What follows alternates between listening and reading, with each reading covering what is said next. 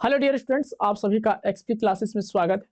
आज हम class 12th के फिजिक्स के वेरी मोस्ट इंपॉर्टेंट टाइप्स के जो न्यूमेरिकल्स हैं उनको इस वीडियो में कवर करने वाले हैं। तो फिजिक्स के जितने भी बहुत ज़्यादा इंपॉर्टेंट न्यूमेरिकल्स हैं वो आपके लिए हम छांट के लाए हुए हैं। और हम क्या है कि स्ट्रेटेजी ऐसी बनाएंगे कि मज़ा सा आ जाएगा। जैसे मान लीजिए पहले हम सभी फॉर्मूले लिखेंगे और फॉर्मूले के बाद क्या करेंगे कि फॉर्मूलों के ऊपर आधारित जितने भी न्यूमेरिकल्स बन सकते हैं या जितने भी आपके न्यूमेरिकल्स प्रीवियस ईयर में आए हुए हैं जो आपकी परीक्षा की दृष्टि से इंपॉर्टेंट हैं, जो आपके बहुत ज़्यादा संभाव्य न्यूमेरिकल्स हैं। जैसे मान लीजिए कोई न्यूमेरिकल नहीं आ रहा है ना, जैसे मान लीजिए कोई न्यूमेरिकल्स कई बार से लगातार आ रहा है, तो ऐसा नहीं है कि मान लीजिए वही न्यूमेरिकल आएगा, उसके टाइप का आएगा, है ना, उस प्रकार से आ सकता है और हो सकता है एग्जैक्ट वही आ जाए। तो ये क्लास आपके लिए बहुत ज़्यादा इंपॉर्टेंट होने वाली है और आप तो जानते ही हैं कि फिजिक्स की आत्मा है उसका न्यूमेरिकल, है ना। तो न्यूमेरिकल करना बहुत ज़्यादा जरूरी है और न्यूमेरिकल आपको यहाँ पर पूरी तरह से बढ़िया शानदार तरीके से समझाए जाएंगे। तो आप बढ़िया निश्चिंत होकर, टेंशन मुक्त होकर, बढ़िया सभी चिंताओं को दूर रख के न्यूमेरिकल को अच्छे से कवर करने के लिए इसको शुरू से लेकर लास्ट तक अवश्य देखें। चलिए अब हम स्टार्ट करते हैं अपने न्यूमेरिकल्स को, ठीक है। तो सबसे पहले हमको न्यूमेरिकल सॉल्व करने से पहले हमें पता होना चाहिए कि भैया हमारे जो फॉर्मूले हैं वो कैसे हैं। तो ये आपके फॉर्मूले हैं और अब हम आगे चलेंगे, न्यूमेरिकल्स को सॉल्व करेंगे इन्हीं फॉर्मूलों की मदद से, ठीक है। एक फॉर्मूला और लिख लीजिए कि Q बराबर आपका होता है NE। क्या होता है Q बराबर NE? E होता है आपका इलेक्ट्रॉनों पर आवेश, Q होता है इलेक्ट्रॉनों पर आवेश। E की वैल्यू हम जानते हैं कितना होता है, तो 1.6 गुणे 10 की घात माइनस 19 कूलम, ठीक है। और N होता है नंबर ऑफ इलेक्ट्रॉन्स, क्या होती है इलेक्ट्रॉनों की संख्या, ठीक, क्लियर इतना। और Q होगा आपका आवेश। ये फॉर्मूला और ध्यान देंगे। चलिए अब हम आगे चलते हैं।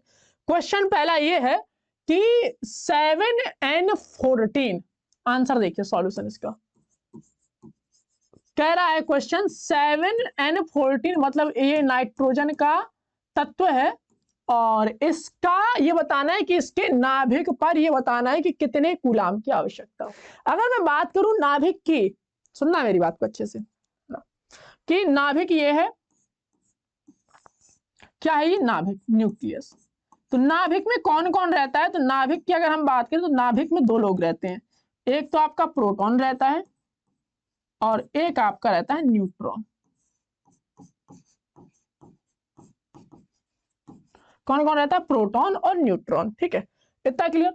अगर हम बात करें कि भैया 7n14 7n14, इसमें अगर मैं बात करूं कि इसमें जो है आपका प्रोटॉनों की संख्या कितनी है, तो इसमें जो प्रोटॉन है वो कितनी है, तो यहां पर आप बात करेंगे कि भैया इसमें जो प्रोटॉन है वो है हमारे 7, क्योंकि परमाणु क्रमांक के बराबर प्रोटॉन होते हैं और उतने ही होते हैं इलेक्ट्रॉन, ठीक है।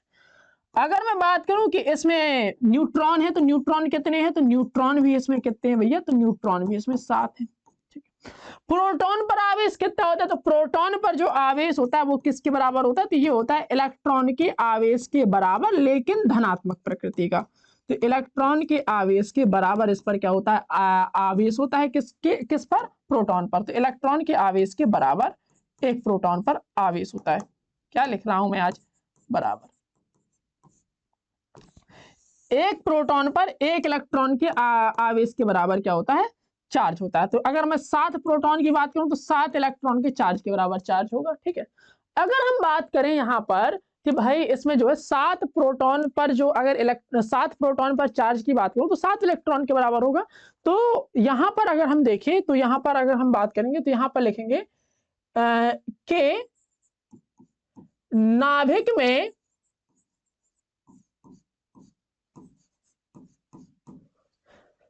में प्रोटॉनों की संख्या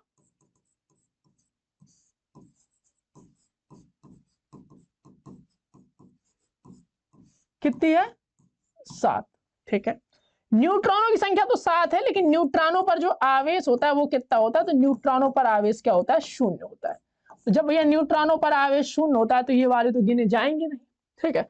तो अगर हम बात करें तो यहां पर लिखेंगे कि नाभिक पर आवेश, यहां पर लिखेंगे 7n14 के नाभिक पर आवेश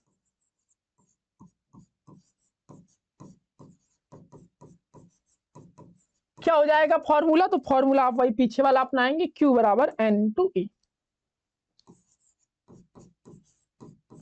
N क्या है, नंबर ऑफ इलेक्ट्रॉन, तो मतलब उसने कहा है कि कितने आपके वो है नाभिक, नाभिक में निकालना है, तो नाभिक में आपका क्या है, तो नाभिक में जो है आपके नंबर ऑफ प्रोटॉन है, तो नंबर ऑफ प्रोटॉन कितने हैं आपके 7, और जो आपका प्रोटॉन पर आवेश होता है वो कितना होता है, तो वो है आपका प्रोटॉन पर आवेश इलेक्ट्रॉन के आवेश के बराबर, तो 1.6 × 10⁻−19। तो इसके जो हमारा बात आंसर आएगा वो आएगा आपका 16 सत्ते कितना होता है 112, तो 1.2 × 10⁻−19 कूलाम। अगर हम इसे थोड़ा अच्छे से लिखें तो आ जाएगा आपका 1.12 इंटू 10⁻−18 कूलाम।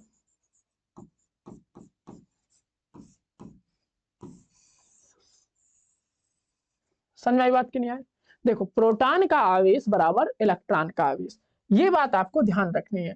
अब बताया भी था मैंने जब केमिस्ट्री पढ़ा रहा था, तो प्रोटॉन पर आवेश किसके बराबर होता है, इलेक्ट्रॉन के आवेश के बराबर, इलेक्ट्रॉन पर आवेश। अब बस ये है कि प्रोटॉन पर जो आपका आवेश होता है वो आपका क्या होता है, धनात्मक प्रकृति का होता है, और इलेक्ट्रॉन पर जो आवेश होता है वो आपका कैसा होता है, ऋणात्मक प्रकृति का होता है। यहाँ पर लिख सकते हैं, थोड़ा और अच्छे से लिखना हो तो आवेश का परिमाण यहाँ लिख लो, फिर आपका बिल्कुल भी कंफ्यूजन नहीं रहेगा। यहाँ पर लिख लो कि इलेक्ट्रॉन पर आवेश का परिमाण, मतलब दोनों पर आवेश के परिमाण की जो आपकी वैल्यू होती है वो कैसी रहती है, बराबर रहती है। Is that clear? चलिए आगे चलते हैं। नेक्स्ट क्वेश्चन, इतने इलेक्ट्रॉन हैं और इनके आवेश की क्या करनी है, गणना करनी है। नंबर ऑफ इलेक्ट्रॉन अपने को प्रोवाइडेड है, इलेक्ट्रॉन पर आवेश अपन जानते हैं, तो यहां पर लिखेंगे सॉल्यूशन। हमारे पास नंबर ऑफ इलेक्ट्रॉन्स की अगर हम बात करें तो n बराबर है 12.5 इंटू 10⁻18 इलेक्ट्रॉन्स, ठीक है।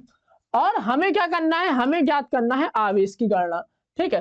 तो इलेक्ट्रॉन पर आवेश की गणना, तो यहां पर लिखेंगे इलेक्ट्रॉन पर जो आवेश होता है वो कितना होता है, तो 1.6 × 10⁻−19 कूलम, ठीक है। तो यहां पर हम जानते हैं सूत्र से, तो सूत्र क्या होता है, तो सूत्र हम जानते हैं Q बराबर होता है हमारा N/E, ठीक है। तो अगर हम आवेश देखें तो N कितना है, तो N लिखो 12.5 इंटू 10⁻18 N हो गया, और E है आपका 1.6 × 10⁻−19। गुणा कराइए, 16 पंचे 80, यहाँ से लगाई 8, 16 दूनी 32, 32 8 40, यहाँ से लाई 4, 16 1 16, 16 4 20, और 1 2 2 अंक बाद दशमलव, 2 अंक बाद अपन ने दशमलव लगा दिया, इंटू 10⁻18 आपका 18 ये हो गया, और 19 ये हो गया। थोड़ा और हल करेंगे तो 20 × 10⁻−1, थोड़ा आप सॉल्व करेंगे तो आ जाएगा आपका 2 coulomb. This is your answer, ठीक। चलिए नेक्स्ट, अगला क्वेश्चन अगर हम देखें तो वो कह रहा है कि आवेशों के मध्य लगने वाले वैद्युत बल की सहायता से विद्युतशीलता का विमीय सूत्र ज्ञात करना है। हमको क्या ज्ञात करना, हमको ज्ञात करना है विद्युतशीलता का विमीय सूत्र। ओके, अब हमें सहायता किसकी लेनी, तो हमको लाइन लेनी है सहायता आवेशों के मध्य लगने वाला वैद्युत बल। अब भैया आवेशों के मध्य लगने वाला वैद्युत बल अपन जानते हैं फॉर्मूला, कहां से, अपन स्टार्टिंग से पहला फॉर्मूला वही पढ़ाता है ना। चलिए करते हैं इसे। अगर मैं विद्युत बल के फॉर्मूले की चर्चा करूं, यहां पर सॉल्यूशन लिखते हैं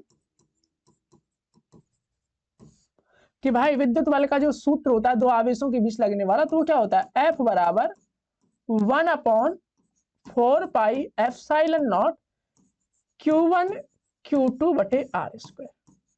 अब देखो F क्या है, बल, बल का विमीय सूत्र होता है mLT-2। इन वाले भाई साहब का तो कोई विमीय सूत्र होता नहीं, तो इसे अपन लिखेंगे नहीं क्योंकि ये अपना विमाहीन है।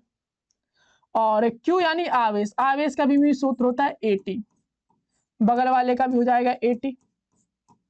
R यानी दूरी है, तो दूरी का हो जाएगा L, और इसका पावर 2 चल रहा है तो ऐसे पावर 2 लगा दो।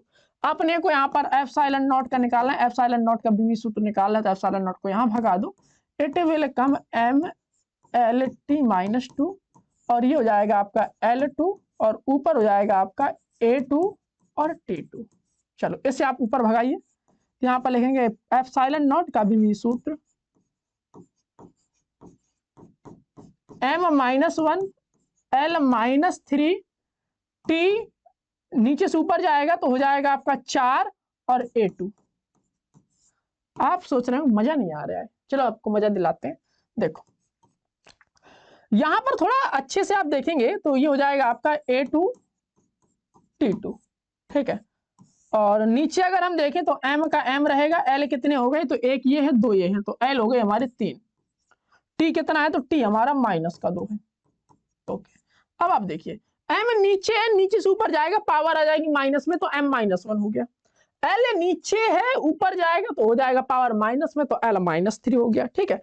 आगे T आपका नीचे माइनस का है, ऊपर जाएगा प्लस का 2, ऊपर पहले से 2 मौजूद है तो 2 और 2 4, और A2 आपका पहले से, कोई दिक्कत ही नहीं। चलिए आगे चलते हैं अपन अगले क्वेश्चन की तरफ। Question number 4।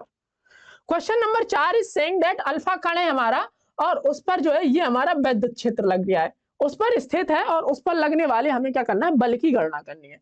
तो ये हमारे पास विद्युत क्षेत्र की अगर मैं बात करूं, अल्फा कण पर लगने वाला विद्युत क्षेत्र, तो सॉरी अल्फा कण जिस विद्युत क्षेत्र पे रखा है तो उसकी अगर मैं बात करूं तो वो है हमारा 1.5 इंटू 10⁴ न्यूटन प्रति कूलम। ओके, अल्फा कण की अगर मैं बात करता हूं कि भाई साहब अल्फा कण पर चार्ज कितना होता है, तो अल्फा कण को अगर मैं देखूं तो अल्फा कण होता है आपका हीलियम का नाभिक, हीलियम का नाभिक कहलाता है आपका अल्फा कण, हीलियम का नाभिक।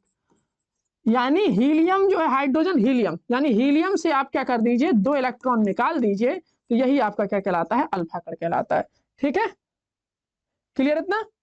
चलो अब हम बात करते हैं हीलियम का नाभिक का सिस्टम क्या है। तो हीलियम को अगर मैं देखूं तो हीलियम के पास कितने इलेक्ट्रॉन होते हैं, तो 2 इलेक्ट्रॉन होते हैं। हीलियम के नाभिक के पास कितने प्रोटॉन होंगे, 2 प्रोटॉन होंगे। तो यहां पर लिखेंगे हीलियम का नाभिक है तो इसका मतलब क्या है, इस पे नंबर ऑफ प्रोटॉन कितने हैं, तो यहां पर लिख लो number of proton equal to 2। Okay, अगर मैं बात करूं हीलियम के नाभिक पर चार्ज, यानी पर चार्ज या आवेश कितना होगा, तो आवेश वही होगा Q बराबर Ne। ठीक है, N कितना है अपने पास, 2 है, और E कितना है, E होता है 1.6 × 10⁻⁻19। तो अगर मैं बात करूं इसके नाभिक पर बात कर रहे हैं तो ये हो जाएगा 3.2 × 10⁻⁻19 कूलम। अब ये बताओ धनात्मक आवेश है या ऋणात्मक, तो ये है भैया आपका धनात्मक आवेश, क्योंकि नाभिक में हमेशा कौन सा आवेश पाया जाता है, धनात्मक आवेश। यहां पर आप लिख सकते हैं पॉजिटिव चार्ज। इतना तो समझदार है आप। तो अगर हम बात करें फॉर्मूला की तो यहां पर लिखेंगे E बराबर होता है आपका F/Q। ठीक है, Q हमारे पास ये है और F क्या है, F है, निकालना है अपने को, F ही तो निकालना है। चलो तो यहां पर अगर मैं बात करूं भैया F क्या आ जाएगा, तो F आ जाएगा आपका Q इंटू E के बराबर। तो Q हमारा कितना है, 3.2 × 10⁻⁻19।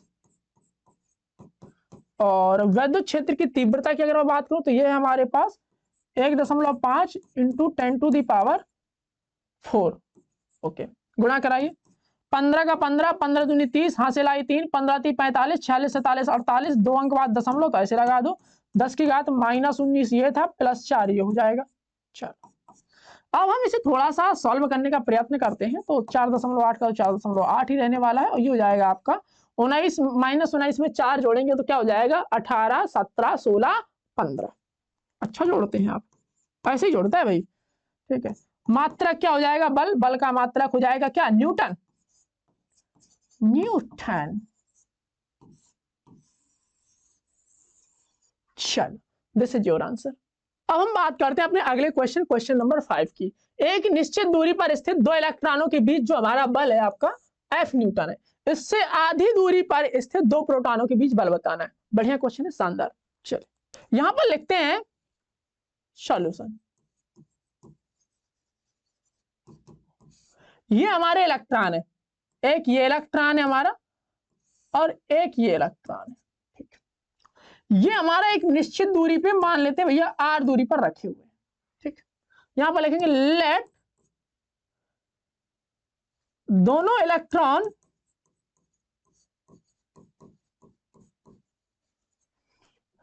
R दूरी पर रखे हुए। ठीक है, तो इन पर लगने वाला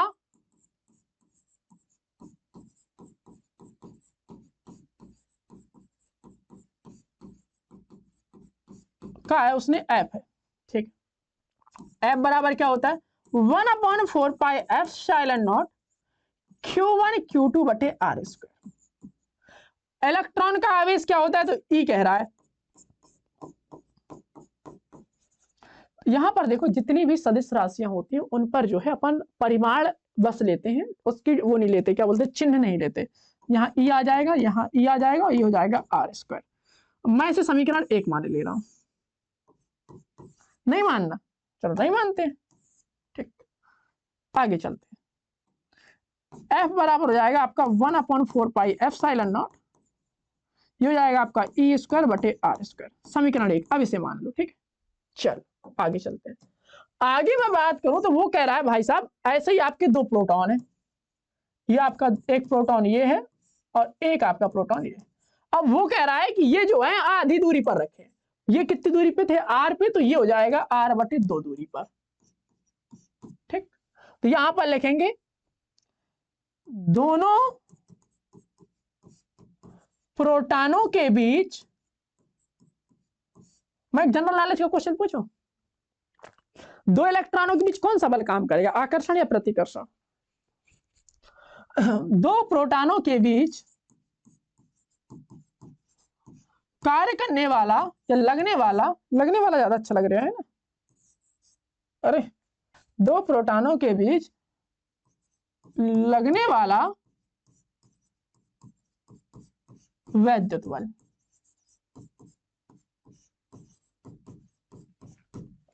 क्या होगा, तो 2 प्रोटॉनों के बीच लगने वाला वैद्युत बल ये मान लेते हैं F डैश 1/4πε0, फॉर्मूला दिया ही था। Q1 को अपना क्या है E और Q2 भी अपना E है।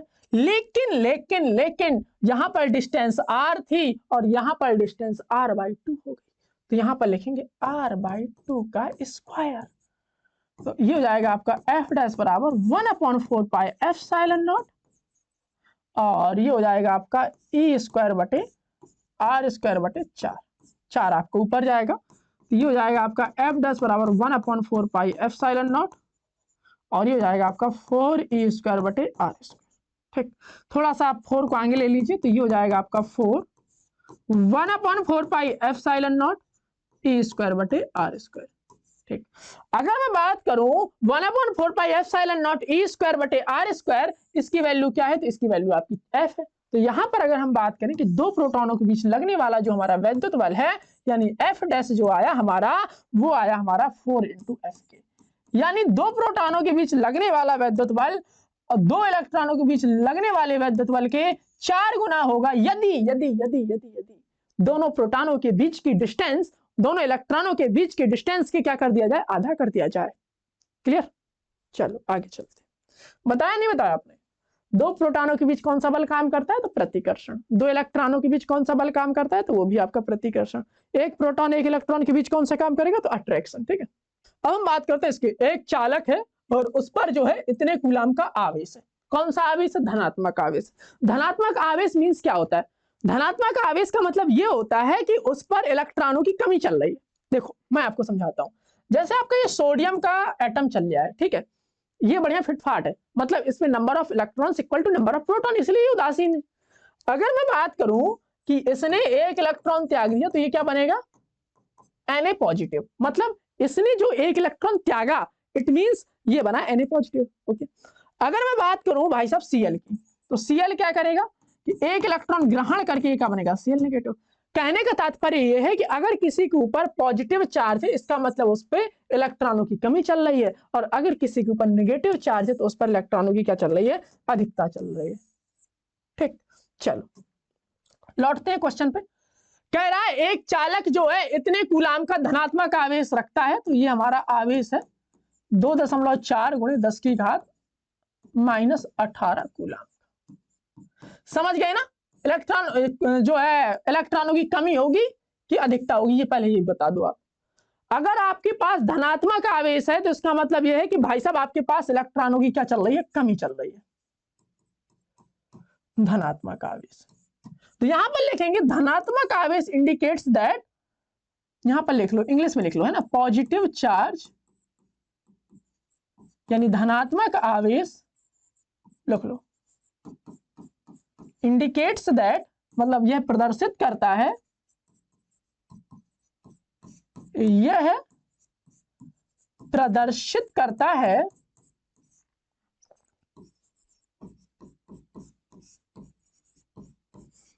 कि इस चालक पर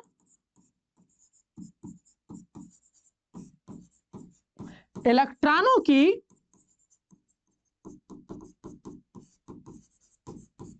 कमी होगी। क्या होगी? कमी होगी। चलो आगे चलते हैं।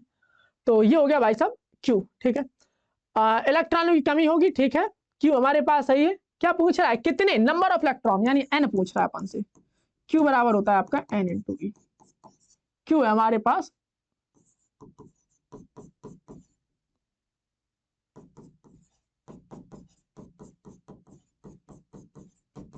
इसे आप नीचे पटक दीजिए।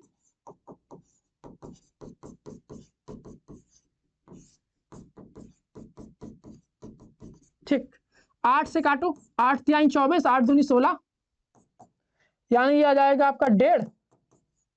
नीचे वाले भाई सब ऊपर जाएंगे, 1.5 10।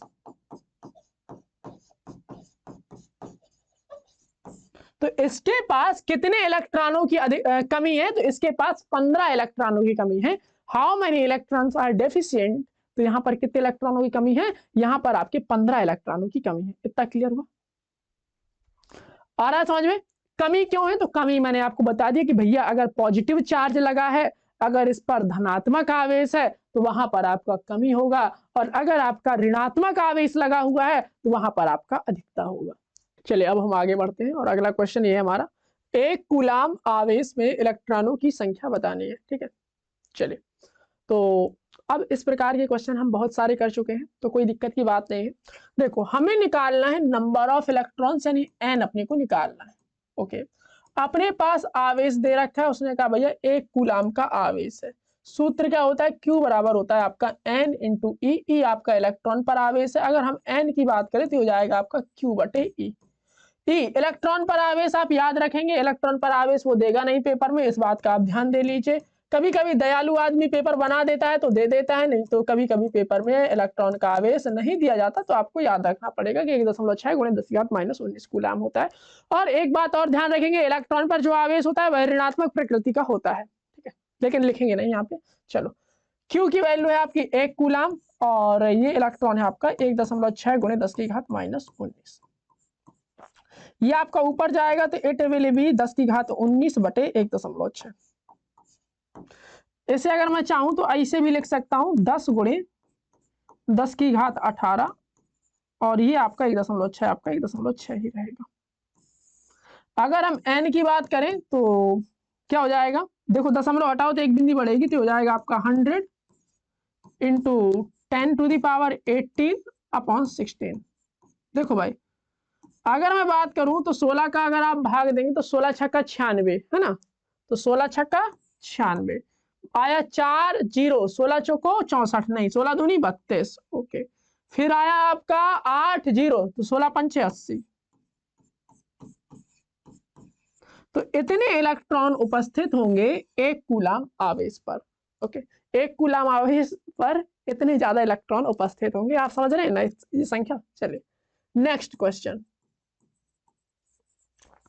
नेक्स्ट क्वेश्चन सेज दैट दो बिंदु आवेश हैं, वायु में निश्चित दूरी पर रखे हैं। ओके, तो उनके बीच जो है हमारा 80 न्यूटन का बल काम कर रहा है। तो मान लेते हैं एक हमारा बिंदु आवेश Q1 ये है, और एक हमारा बिंदु आवेश Q2 ये है। अगर ये कहां पे रखे? तो वायु में। तो वायु में क्या सिस्टम चल रहा है? तो वायु का देखो, तो वायु में वो कह रहा है भैया हमारा बल जो है वो काम कर रहा है 80 न्यूटन। ओके, फिर आगे कहता है इन्हें आवेशों को उठा के एक परावैद्युत माध्यम में रख दिया। यहाँ पर हमने एक परावैद्युत माध्यम लाए, और यहाँ पर हमने आवेश को रख दिया। ये हमारा Q1 है और ये हमारा Q2 है, सेम दूरी पर। मान लो पहले जो है R दूरी पर थे, तो अभी भी कितनी दूरी पर है? तो अभी भी भैया हमारे R दूरी पर ही है, ठीक है। अब क्या कह रहा है? अब वो कह रहा है आपसे कि अब जो यहाँ पर बल हो गया, अब ये जो बल है ये हमारा 8 न्यूटन हो गया। उन्होंने कहा हाँ ठीक है। अब वो कह रहा है कि अब आप यहाँ पर परावैद्युतांक का मान बताना है माध्यम के, तो के की वैल्यू अपने को क्या करनी है? फाइंड आउट करनी है। समझ में आ गया? नहीं आया? अरे पहले हमारे जो आवेश है बढ़िया तरीके से आराम कर रहे थे वायु में, तो हमने देखा भैया इनके बीच जो बल लग रहा है वो 80 न्यूटन है। फिर हम इन्हें उठा के ले गए परावैद्युत माध्यम में रखा, तो देखा हमारा जो इनका बीच बल कितना लग रहा है, तो वो लग रहा है 8 न्यूटन का। ठीक। अगर हम यहाँ पर कूलाम का नियम देखें तो यहाँ पर लगाएंगे कूलाम के नियम से।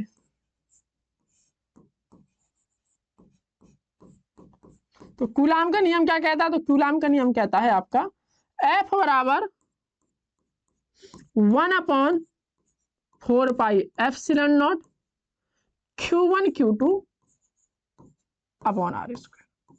उसने कहा ठीक है, उसने कहा ये जो F है ना आपका, ये आपका 80 न्यूटन है। अपन भैया सीधे साधे आदमी अपन मान गए कि भाई ये जो F है हमारा F 80 न्यूटन है।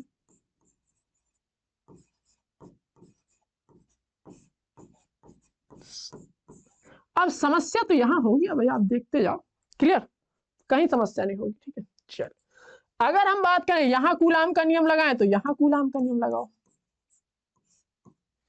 कूलाम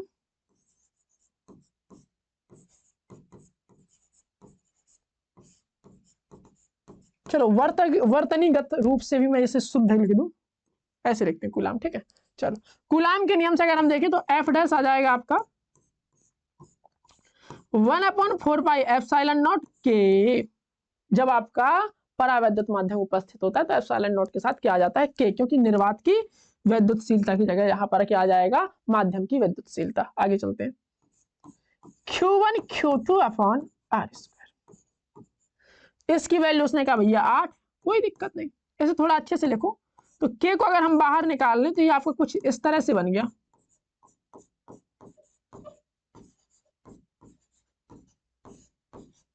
अब देखो क्या ये जो सिस्टम है वो यही वाला सिस्टम लिखा हुआ है? हाँ यही लिखा हुआ है, मिला लो भाई, वही है। तो इसकी वैल्यू कितनी है 80, तो यहाँ आ जाएगा 8 बराबर 80 बटे के, 8 धाम 80, दिस एम्प्लाइज के इक्वल टू 10। क्या किलोमीटर, मीटर, सेंटीमीटर, कुछ नहीं होता भाई, मात्रक। ठीक है, ये मात्रक विहीन राशि है, व्यमा विहीन राशि है। Is that clear to you? चलिए now moving to next topic, sorry next question. अगला क्वेश्चन है क्वेश्चन नंबर 9 और इसका हम लिखेंगे सॉल्यूशन। पढ़िए आप क्वेश्चन। एक माइक्रो कूलाम के दो बराबर किंतु विपरीत प्रकृति के आवेश 2 मिलीमीटर की दूरी पर रखे हैं। वैद्युत द्विध्रुव जो बन गया है उसका निकालना है वैद्युत द्विध्रुव आघूर्ण। सबसे पहले हम चर्चा करते हैं भैया वैद्युत द्विध्रुव क्या होता है, फिर वैद्युत द्विध्रुव आघूर्ण क्या होता है, इसे निकालते कैसे, ये होती क्या है। इन चीजों के बारे में बिना जाने काम नहीं चलेगा, मैं आपको संक्षिप्त में बता दे रहा हूं। ठीक है, वैद्युत द्विध्रुव होता यह है कि जब समान किंतु विपरीत प्रकृति के आवेश, जब समान किंतु विपरीत प्रकृति के दो आवेश एक दूसरे से बहुत ही कम दूरी पर रखे हों, अत्यंत अल्प दूरी पर रखे हों, तो इस प्रकार के बने हुए निकाय को हम कहते हैं वैद्युत द्विध्रुव। अगर मैं वैद्युत द्विध्रुव के आघूर्ण की बात करूं, दैट इज कॉल्ड, वैद्युत द्विध्रुव का जो आघूर्ण होता है वो क्या कहलाता है, तो सुनिएगा। जो हमारी इन दोनों आवेश है ना, उन दोनों आवेशों में से किसी एक आवेश को उठा लो और उनके बीच की दूरी ले लो, उनका गुणनफल करा दो, तो वो कहलाता है आपका वैद्युत द्विध्रुव का आघूर्ण।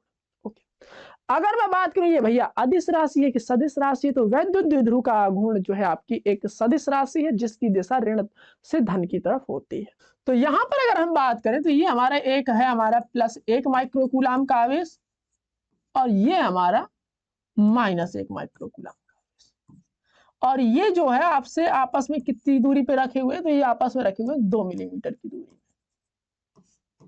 ठीक, आगे वो कह रहा है अपने को वैद्युत द्विध्रुव का आघूर्ण निकालना, तो यहां लिखेंगे वैद्युत द्विध्रुव का आघूर्ण बराबर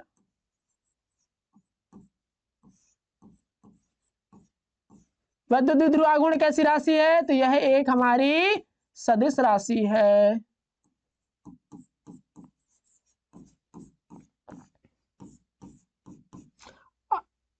किसी एक आवेश का परिमाण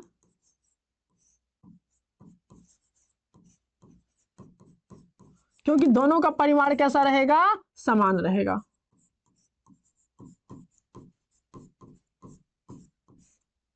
गुणे उनके बीच की दूरी।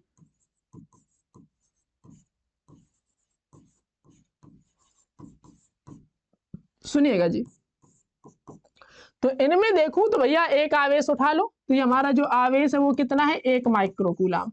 अगर हम देखें तो ये अगर 1 माइक्रोकूलाम को अगर मैं एसआई यूनिट में चेंज करूं तो ये हो जाएगा आपका, कूलाम होता है यूनिट एसआई वाला, तो 10 की घात 6 माइनस में कूलाम, तो यहाँ पे लिखेंगे 10 की घात -6 कूलाम।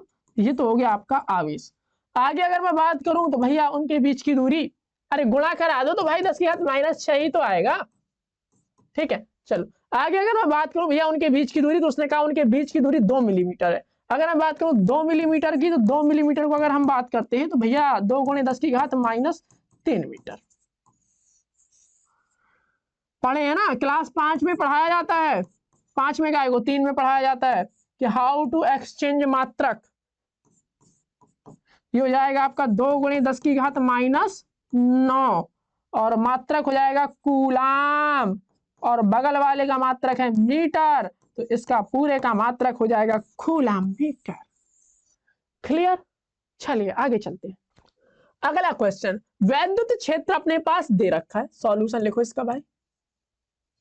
बड़ा ही शानदार क्वेश्चन है, कह रहा है भैया वैद्युत क्षेत्र आपके पास है ई वेक्टर, क्या है 3i cap 4j cap Newton प्रति कूलाम, और जो तल का क्षेत्रफल है वो है हमारे पास 10i कैप मीटर स्क्वायर। अपने को क्या निकालना है, अपने को निकालना है वैद्युत फ्लक्स।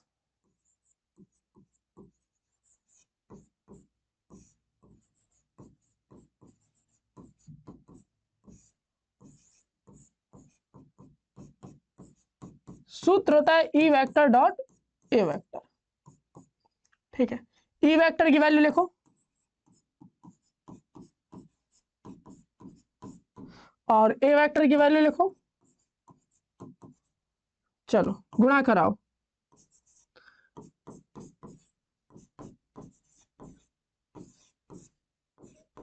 मात्रक लिखो,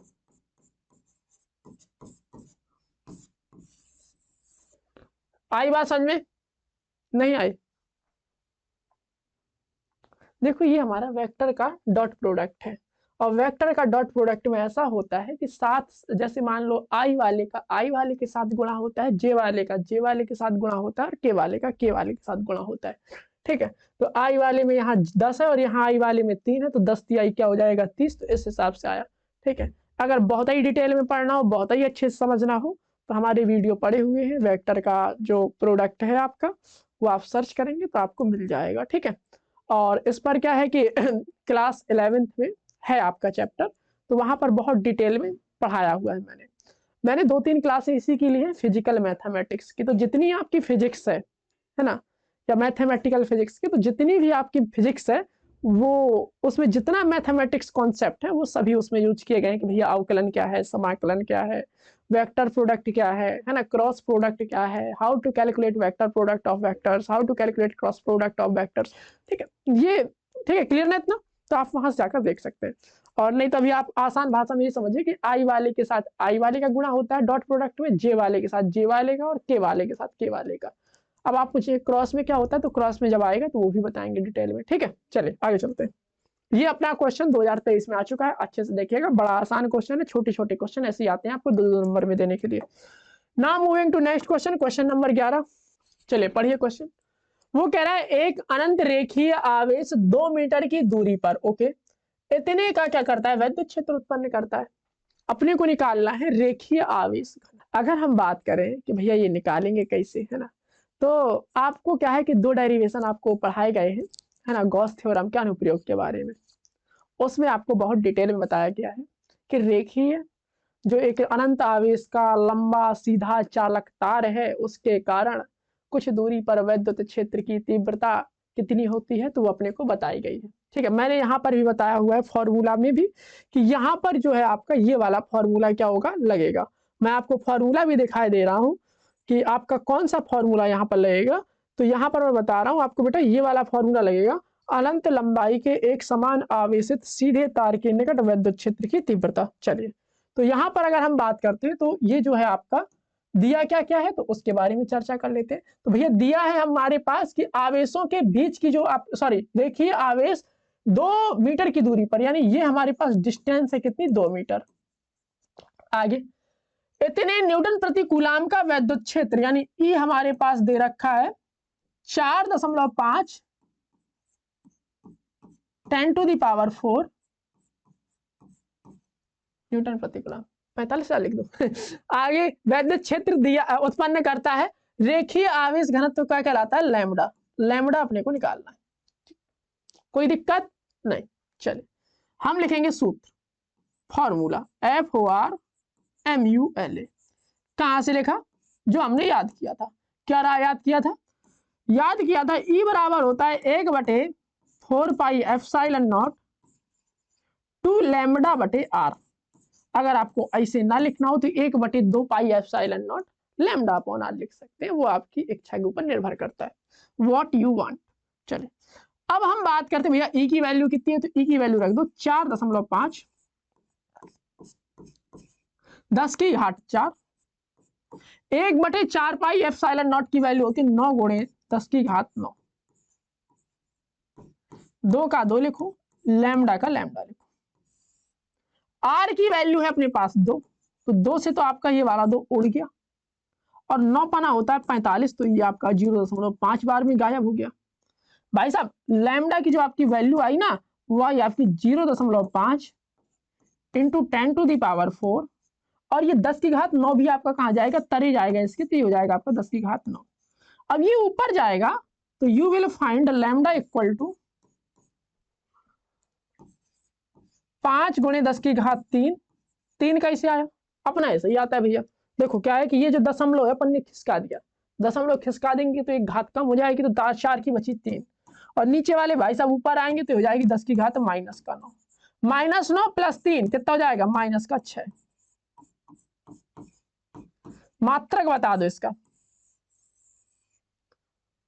कौन इसका मात्रक बताने का साहस करेगा।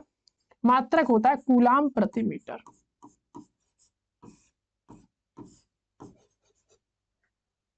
ओके, नाउ मूविंग टू अपना अगला क्वेश्चन। चलिए पढ़ते हैं क्वेश्चन।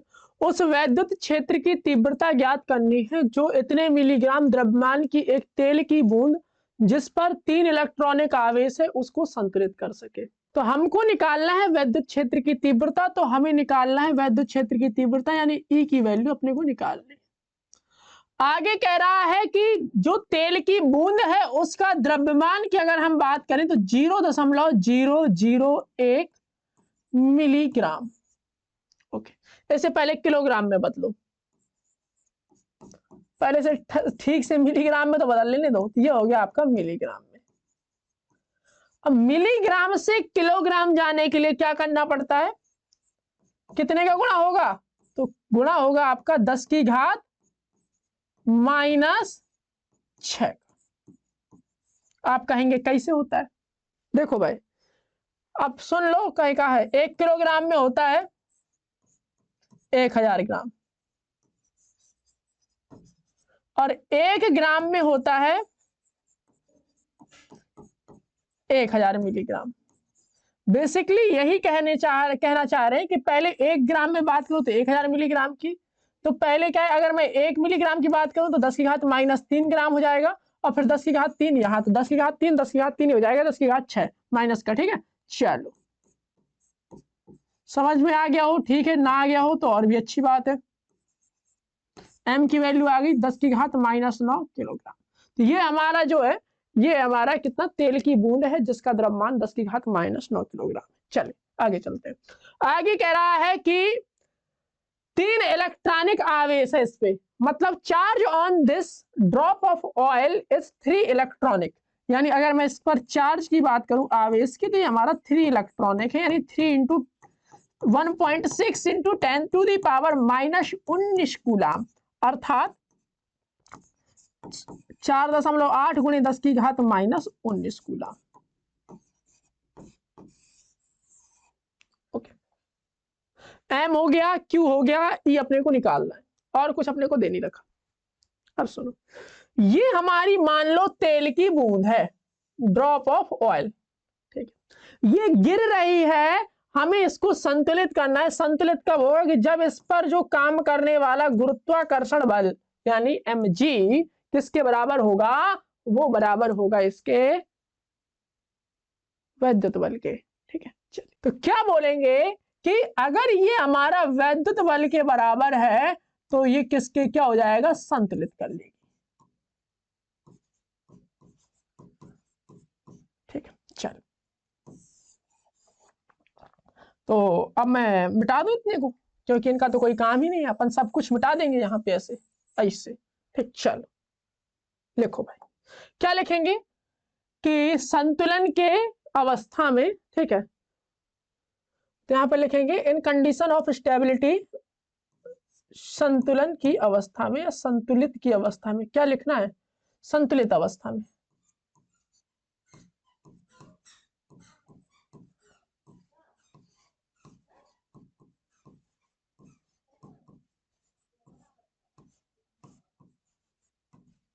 ठीक है भाई साहब, कोई दिक्कत तो नहीं है, होगी तो बनी रहेगी, कोई दिक्कत थोड़ी है।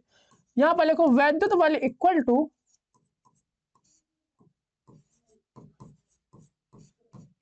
गुरुत्वाकर्षण बल।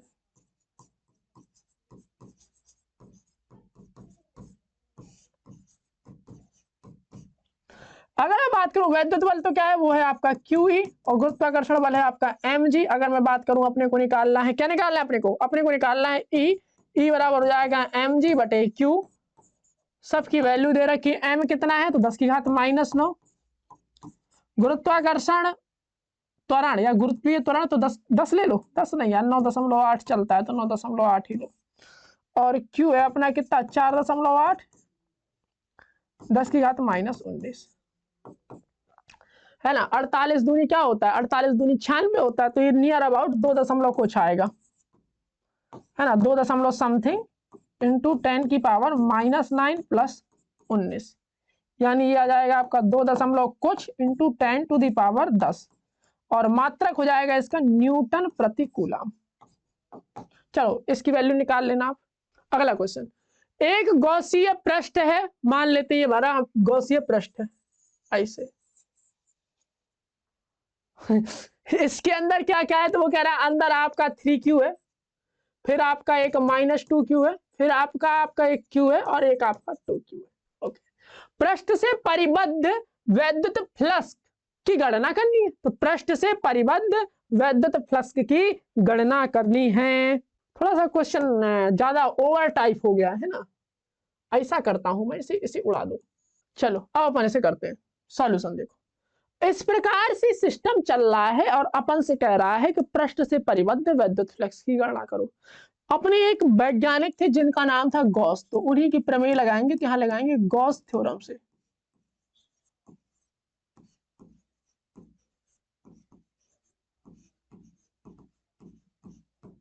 मैं आपको 100 बार बताता जा रहा हूं, आपको एक्स्ट्रा कुछ भी नहीं लिखना है, बिना फालतू का खटाखट खटाखट खटाखट, है ना, फालतू की कोई चीज नहीं लिखनी, जो पूछा जा रहा है वही लिखना है। देखो आज्ञा से आगे निकल जाना भी आज्ञा का उल्लंघन होता है, ठीक है। अगर आपने यहाँ पर गॉस थ्योरम लगानी है तो अब ये नहीं कि बैठ के गॉस थ्योरम ही लिख चले, है ना, गॉस थ्योरम के हिसाब से ऐसा ऐसा ऐसा होता है, पन्ना नहीं भरना है ना, क्वेश्चन सॉल्व करना है, इस बात को ध्यान रखना है अपने को, ठीक है। गॉस प्रमेय कहती है अपना जो हमारा ये वाला व्यक्ति है वो हमारा जो परिबद्ध कुल आवेश का बीजगणितीय योग और एप्सिलॉन नॉट के बराबर होता है। अगर मैं यहाँ पर कुल आवेश देखूं बीजगणितीय योग, तो ये हो जाएगा आपका 3q, ये हो जाएगा आपका -2q, ये हो जाएगा आपका q, और ये हो जाएगा आपका +2q, और ये हो जाएगा आपका एप्सिलॉन। इस वाले भाई सबसे वाला भाई सब कैंसिल, तो ये हो जाएगा आपका 3 और 1 4q बटे एप्सिलॉन नॉट। मात्रक देखो तो इसका मात्रक होता है भैया न्यूटन मीटर स्क्वायर प्रति कूलम, जिसका मात्रक है, ठीक है, ये आपकी वैल्यू आई। चलो आगे चलते हैं। यदि किसी 8 सेंटीमीटर भुजा वाले एक घन के केंद्र पर 1 कूलम का आवेश रखा है, तो घन के किसी फलक के बाहर आने वाले वैद्युत फ्लक्स की गणना कीजिए। सुनिएगा, इट डजन मैटर कि आपका कितने सेंटीमीटर भुजा वाला घन है, मैटर ये करता है कि घन है बस। ठीक है, क्लियर है ना? हाँ ऐसा ही होता है थोड़ा थोड़ा। चलो मैं इसे थोड़ा और अच्छा सा बना दूं। आगे क्वेश्चन पढ़ते हैं। क्वेश्चन कह रहा है कि एक 8 सेंटीमीटर भुजा वाला कोई घन है। ओके, घन है हमारा 8 सेंटीमीटर भुजा वाला।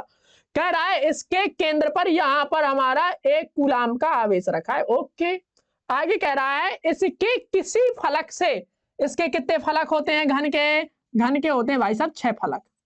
एक फलक अपन ने ले लिया। इसके किसी फलक से, मान लेते इस वाले फलक से बाहर आने वाले फ्लक्स की गणना करनी। सबका नहीं, केवल एक फलक से। भैया सबसे निकलेगा जितना, और वो क्या है 6 फ्लक्सों में, क्या 6 फलकों में विभाजित हो जाएगा। अगर हमें एक का निकालना है तो टोटल में से 6 का भाग दे दो, बस हो गया। ठीक है, तो हम जानते हैं किसी घन के पास कितने फलक होते हैं, तो उसके पास 6 फलक होते हैं। अगर हम टोटल वैद्युत फ्लक्स की बात करें तो टोटल वैद्युत फ्लक्स निकलता है किसके हिसाब से? तो वो निकलता है हमारा गॉस थ्योरम से। तो यहाँ अगर मैं बात करूं तो टोटल वैद्युत फ्लक्स निकलता है हमारा, वो निकलता है गॉस थ्योरम से। तो अकॉर्डिंग टू, अगर गॉस थ्योरम की बात करता हूं मैं, अकॉर्डिंग टू गॉस थ्योरम, तो अगर हम बात करते हैं, एम नहीं लिखा सही से, अरे अगर हम गॉस थ्योरम की बात करते हैं तो क्या हो जाएगा, टोटल वैद्युत फ्लक्स जो होता है वो क्या होता है, Q बटे एप्सिलॉन नॉट के बराबर। लेकिन अगर हम एक फलक से, यहां पर लिखो एक फलक से, घन के, और लिख लो ना, घन के एक फलक से गुजरने वाला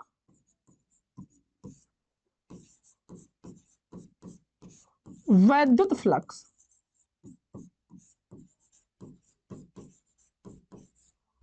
इट विल बी Q बटे 6 एप्सिलॉन नॉट। Q कितना है? एक, 6 एप्सिलॉन। मात्रक क्या हो जाएगा इसका? इसका मात्रक हो जाएगा वोल्ट मीटर। अगर इसका मात्रक वोल्ट मीटर नहीं लिखना है तो आप लिख सकते हैं न्यूटन प्रति कूलम, और फिर आगे मीटर स्क्वायर। ठीक है, या न्यूटन मीटर स्क्वायर प्रति कूलम। ठीक है, एक ही बात। ठीक है ना? चलो, आया समझ में? आ गया होगा ऐसी उम्मीद है मुझे। अब बैठ के आप एप्सिलॉन नॉट की वैल्यू रख के सॉल्व ना करने लगना। करना हो तो कर सकते हो, ऐसा नहीं है कि नहीं कर सकते हो, है ना? जैसे आपको करना है, आपका मन लग रहा है, जैसे आपको मजा आ रहा है, तैसे आप सॉल्व कर लो।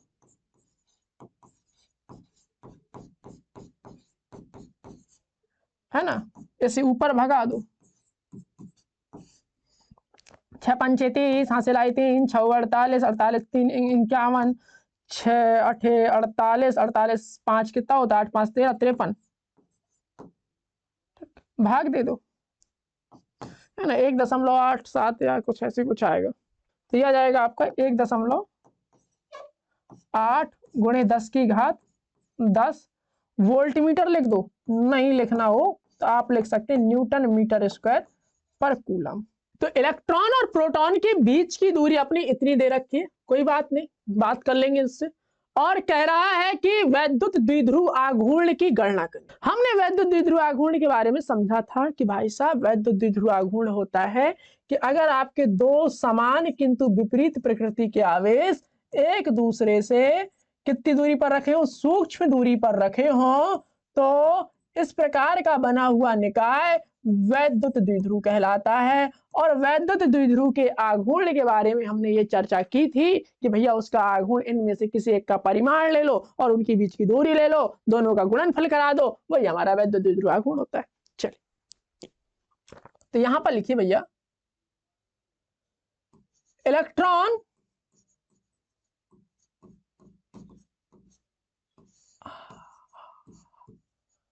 व प्रोटॉन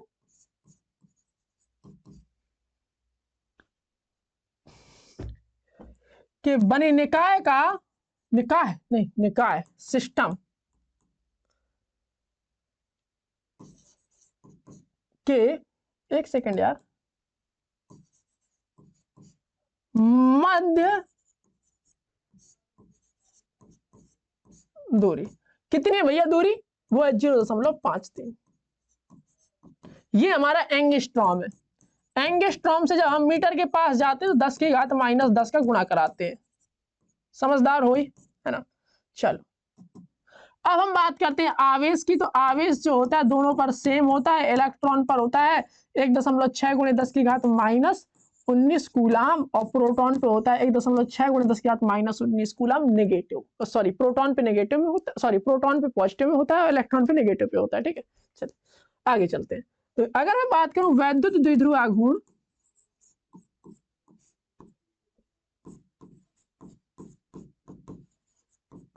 अगर मैं यहाँ पर नेगेटिव लगा दूंगा तो वो हो जाएगा इलेक्ट्रॉन का आवेश, अगर मैं यहाँ पर पॉजिटिव लगा दूंगा तो वो हो जाएगा आपका प्रोटॉन पर आवेश।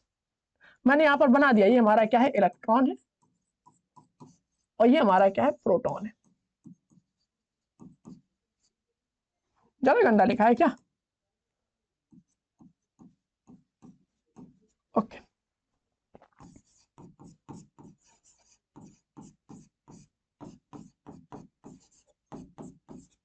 ट्वेल्व होता है उनके बीच की दूरी, ठीक है, और क्यू होता है आवेश। तो आवेश अपने पास है,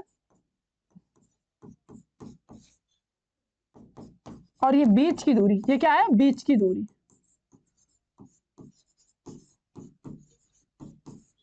ओके, कितनी है भाई बीच की दूरी?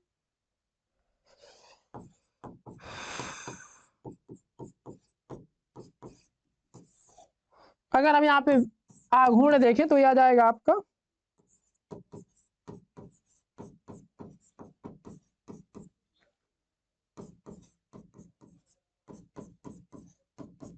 चलो गुणा कराओ, 16 × 48, हाँ सेलाई 4, 16 × 5 = 80, 4 × 84, 3 अंक बाद दशमलव लगा दो।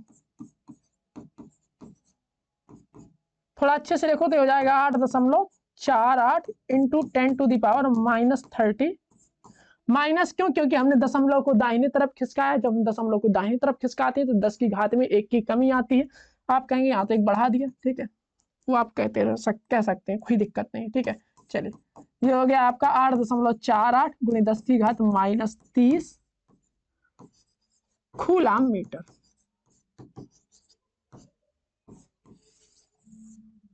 चलिए बात करते हैं अपन अगले क्वेश्चन की। ये क्वेश्चन आपका 2019 में आ चुका है, पढ़ते हैं से।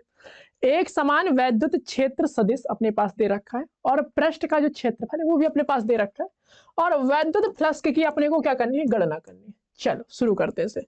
सॉल्यूशन, इस टाइप के क्वेश्चन अभी अपन पीछे कर चुके हैं, तो मेरे हिसाब से आपको कोई समस्या नहीं होनी चाहिए। तो ई वेक्टर की वैल्यू उसने दे रखी है। क्या ई वेक्टर? तो ई वेक्टर बराबर उसने कहा है कि 2i, 3j और 4k। ओके, फिर वो कह रहा है आपसे कि ए वेक्टर, तो ए वेक्टर है आपके पास -4k, ठीक है। अब कह रहा है कि गुजरने वाले वैद्युत फ्लक्स की गणना। यहां पर लिखो वैद्युत फ्लक्स।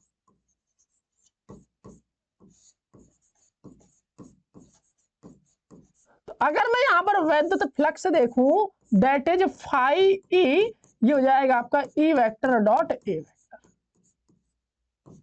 ई वेक्टर कितना है? तो ये है आपका 2i, 3j, 4k, और ए वेक्टर देखूं तो ये है आपका -4k।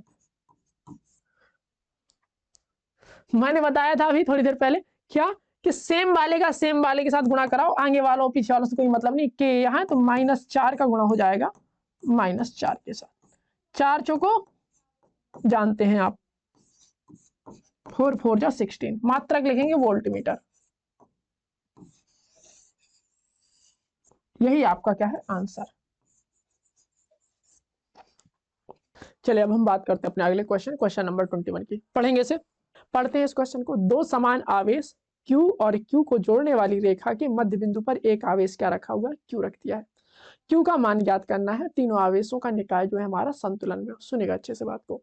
देखो क्या है कि ये हमारा एक निकाय है, ठीक है। इसमें जो है एक कोने पर छोटा Q आवेश और दूसरे कोने पर भी समान छोटा Q आवेश है, और इन दोनों की रेखा है, और उसको मिलाने वाली रेखा के मध्य बिंदु पर हमने एक कैपिटल Q आवेश को रख दिया है। सपोज किया हमने कि जितनी दूरी ये है उतनी ही दूरी ये है, क्योंकि उसने बोला है कि भैया मध्य बिंदु है, तो हमने मान लिया कि इनके बीच की दूरी क्या है, A और A, ठीक है। तो हमने मान लिया कि भैया जो हमारा AO है वो हमारा बी ओ के बराबर है और इसकी जो वैल्यू है वो हमारी ए के बराबर है।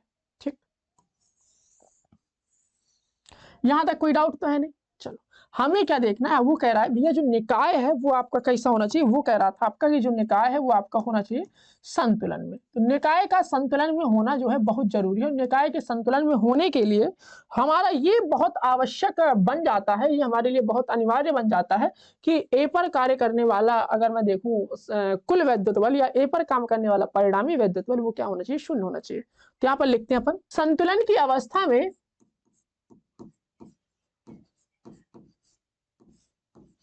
अगर बी पे काम करने वाला परिणामी बल शून्य करना हो तो वो कर दीजिए, किसी एक को करना पड़ेगा। ठीक है, संतुलन की अवस्था में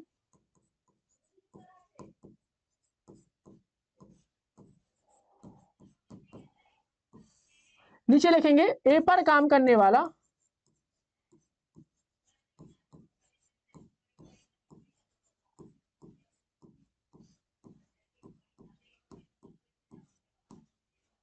कुल परिणामी वैद्युत बल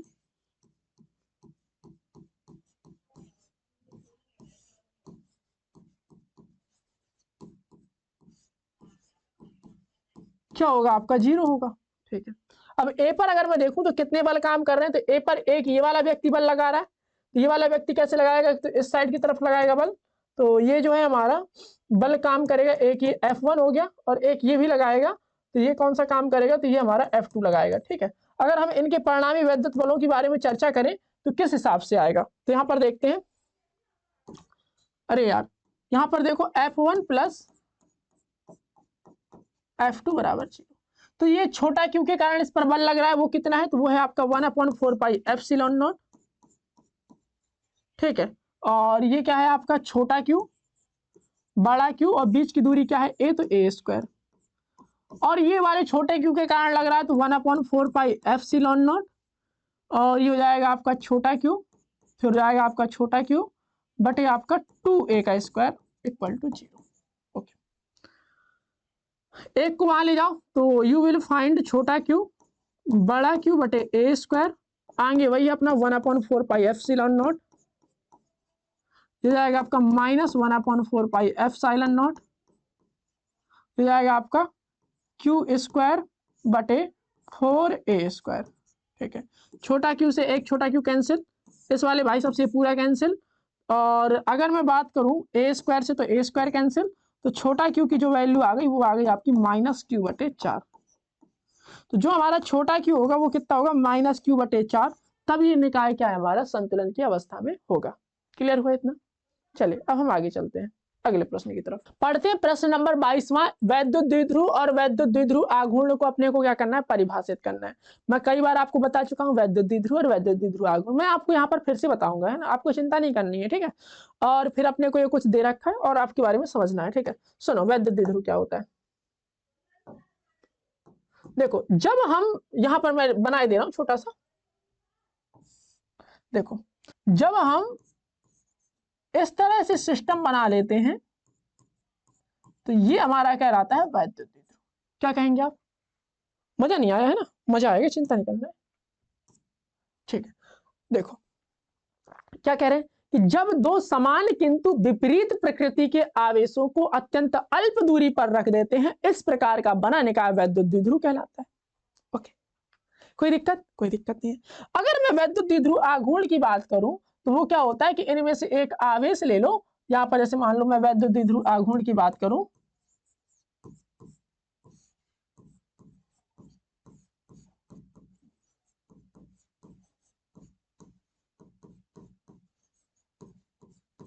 इनमें एक आवेश ले लो, इसे अपन P से रिप्रेजेंट करते हैं, एक आवेश ले लिया और उनकी बीच की दूरी। अगर बात आती है वैद्युत द्विध्रुव आघूर्ण का जो मात्रक होता है वो मात्रक क्या हो जाएगा, आवेश का मात्रक होता है कूलाम और दूरी का मात्रक होता है मीटर। अगर मैं बात करूं विमीय सूत्र क्या हो जाएगा, सब यहीं कंप्लीट कर लो। ठीक है, चिंता नहीं करो। तो विमीय सूत्र हो जाएगा कूलाम का AT और उसका मीटर का L, तो अटल ATL। ठीक है, और कुछ बचा? दिशा बची, सदिश राशि। क्या दिशा राशि? यहाँ पर आप कहेंगे ये हमारी कैसी राशि है, सदिश राशि है। क्लियर हुआ ना इतना? ये हमारा क्या है, वैद्युत द्विध्रुव आघूर्ण। और बात करना है वैद्युत द्विध्रुव को, तो यहां पर आप लिखेंगे जब दो समान किंतु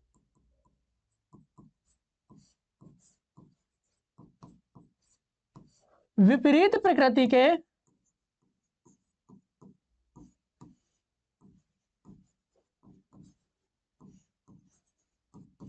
पॉइंट चार्ज यानी बिंदु आवेश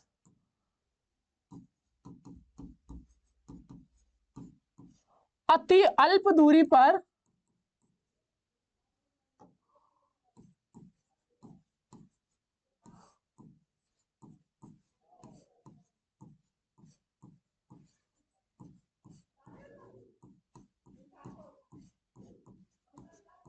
रखे जाते हैं, तो इस प्रकार का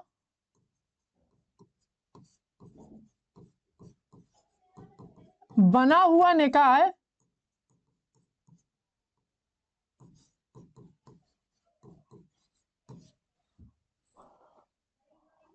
वैद्युत द्विध्रुव कहलाता है।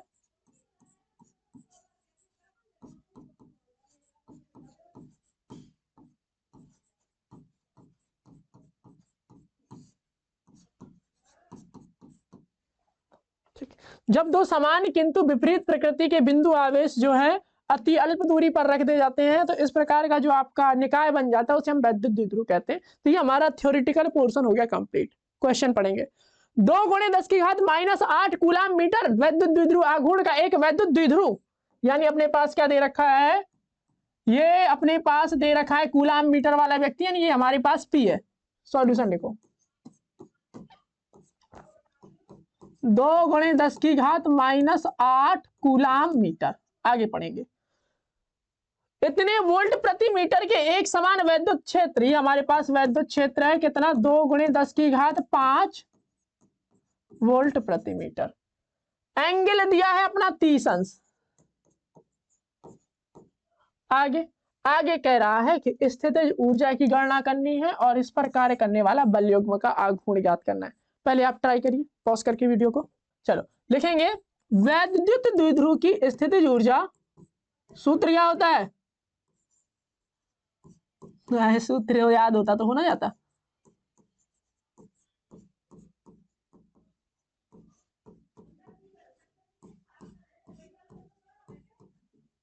एक बात आप कान खोल के अच्छे से सुन लीजिए, मन में आप अच्छे से लिख लीजिए, नोट कर लीजिए। अगर आपको सूत्र याद नहीं है तो सवाल नहीं बनेगा, ठीक है। तो यह एक कटु सत्य है, आपको सूत्र याद करना पड़ेगा। चलिए वैद्युत द्विध्रुव की स्थितिज ऊर्जा की बात करें तो ये हो जाएगा आपका -Pe cos थीटा, -P कितना है, 2 × 10⁻⁸ E कितना है, 2 × 10⁵ थीटा कितना है भाई, थीटा लिखो 30 अंश। प्राचीन काल में त्रिकोणमिति पढ़ा करते थे अपन, त्रिकोणमिति में अपना चैप्टर था और उसमें जो है अपना कक्षा 10 में पढ़ते थे ना, कक्षा 11 में भी पढ़ी होगी, उसमें cos 30 का मान निकालते थे। cos 30 बराबर होता है sin 60, sin 60 की वैल्यू होती है √3/2, अपन ऐसे ही निकालते हैं।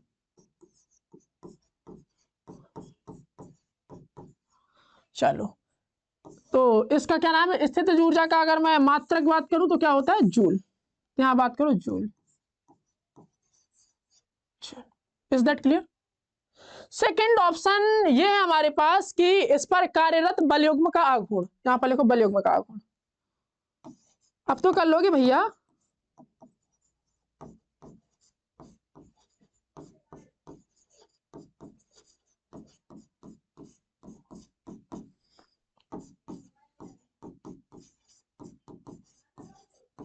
P कितना है, P है हमारे पास 2 × 10⁻⁸, 2 × 10⁵, और ये वाले भाई साहब का क्या नाम है, 30 डिग्री है ना, 30 लिख लो। sin 30 की वैल्यू 1/2, 2 दूनी 4, 10⁻⁻8 + 5 -3, sin 30 1/2, 2 बार में कटेगा। जूल नहीं आता भाई, न्यूटन मीटर होता है। चलिए पढ़िए। दो धनावेश जो परस्पर 0.1 मीटर की दूरी पर स्थित हैं, एक दूसरे को 18 न्यूटन के बल से प्रतिकर्षित करते हैं। यदि दोनों आवेशों का योगफल 9 माइक्रो कूलाम है तो उनके अलग अलग मान ज्ञात करने हैं। ठीक है, चल देखो एक्चुअली कहानी इस तरह से है। ठीक, तो ये हमारे दो धनावेश होंगे और एक 0.1 मीटर की दूरी पर रखे हुए हैं। ये हमारी जो दूरी है वो कितनी है, 0.1 मीटर। ठीक, कह रहा है कि अगर इनका योग 9 माइक्रो कूलाम है, suppose this is Q1, suppose ये कि आपका Q है और ये आपका Q2 है, तो वो आपका 9 माइक्रो कूलाम है, यानी 9 माइनस Q के बराबर होगा। ठीक, बीच में जो बल काम कर रहा है वो आपका 18 न्यूटन है, कोई दिक्कत की बात थोड़ी ना है। चलो तो यहां पर लिखेंगे अकॉर्डिंग टू कूलाम्स लॉ,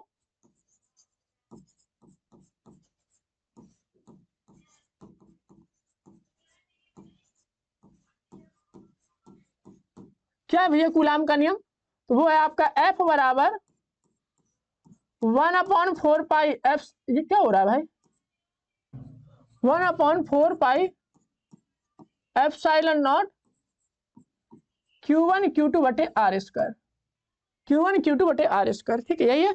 चलो चलो अब देखो, ये F बराबर अगर हम देखें तो 1/4 पाई एप्सिलॉन नॉट की वैल्यू 9 × 10⁻9, Q1 की वैल्यू देखें तो ये Q है और Q2 की वैल्यू है आपकी 9 माइनस Q।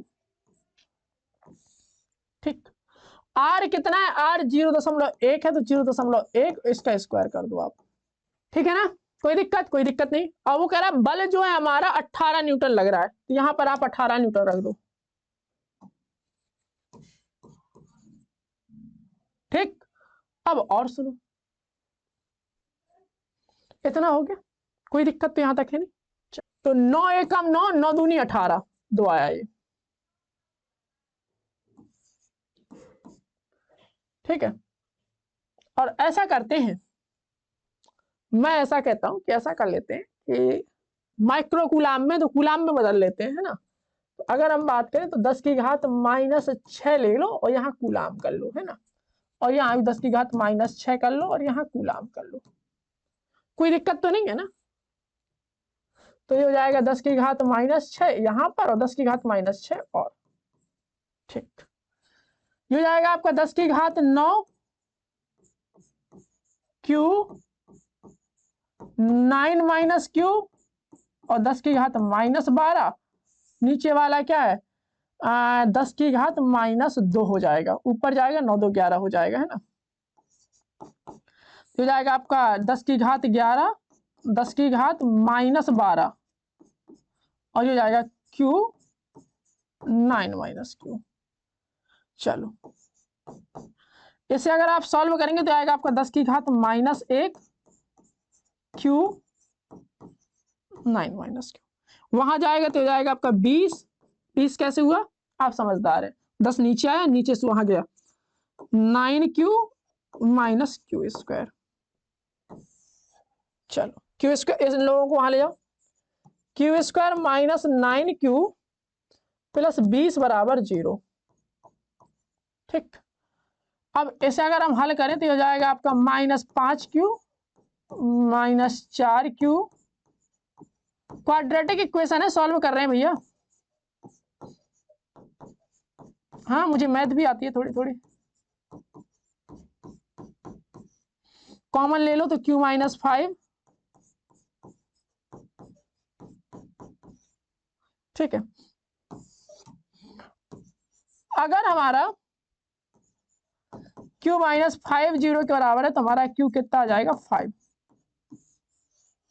और अगर हमारा Q -4 0 के बराबर है तो हमारा Q कितना आ जाएगा 4। किसी एक को ले लो। तो हमने क्या कहा कि भैया हमारा Q कितना आया, तो यहां पर अगर हम बात करें तो जो हमारा पहला आवेश आएगा, अलग पेज से लिखे दे रहा हूं, Q1 वो आया हमारा 4 माइक्रो कूलाम का, यहां पे से देख सकते हैं 4 × 10⁻⁻6 कूलाम का। Q2 की अगर हम बात करें तो हुआ है आपका 5 माइक्रोकूलाम का, क्योंकि दोनों का जो सम है वो आपका 9 है, यानी 5 गुणे 10 की घात -6 कूलाम का। आगे बढ़ते हैं, चलिए देखिएगा इस क्वेश्चन को। क्या कह रहा है कि संलग्न चित्र में हमारे पास वैद्युत क्षेत्र दे रखा है, देख लो ये हमारे पास वैद्युत क्षेत्र 2x i कैप, ठीक है। अपने को निकालना है घन से बद्ध वैद्युत फ्लक्स, अपने को फाई निकालना है टोटल, कितना घन से बद्ध है, ठीक। फिर अपने को निकालना है आवेश, गॉस थ्योरम का अप्लाई करके निकाल लेंगे, ठीक। चल ये ए भुजा का हमारा घन है, और अगर मैं देखूं तो ये कहानी चल रही है एक्स एक्सिस पे, वाई एक्सिस और जेड एक्सिस पे तो ई दिया नहीं है, तो उस पे निकालना तो बेवकूफी है। अब हम बात करें कि इस पृष्ठ से निकलने वाला, एक सेकेंड मैं थोड़ा और सुंदर बना दूं।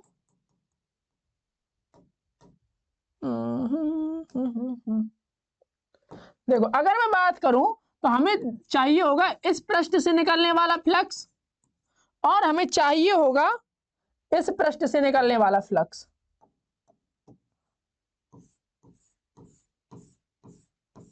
है ना। ऊपर और नीचे तो सिस्टम गड़बड़ है, कि वहां पे अपने पास क्या नहीं है, ई ही नहीं है, ठीक है।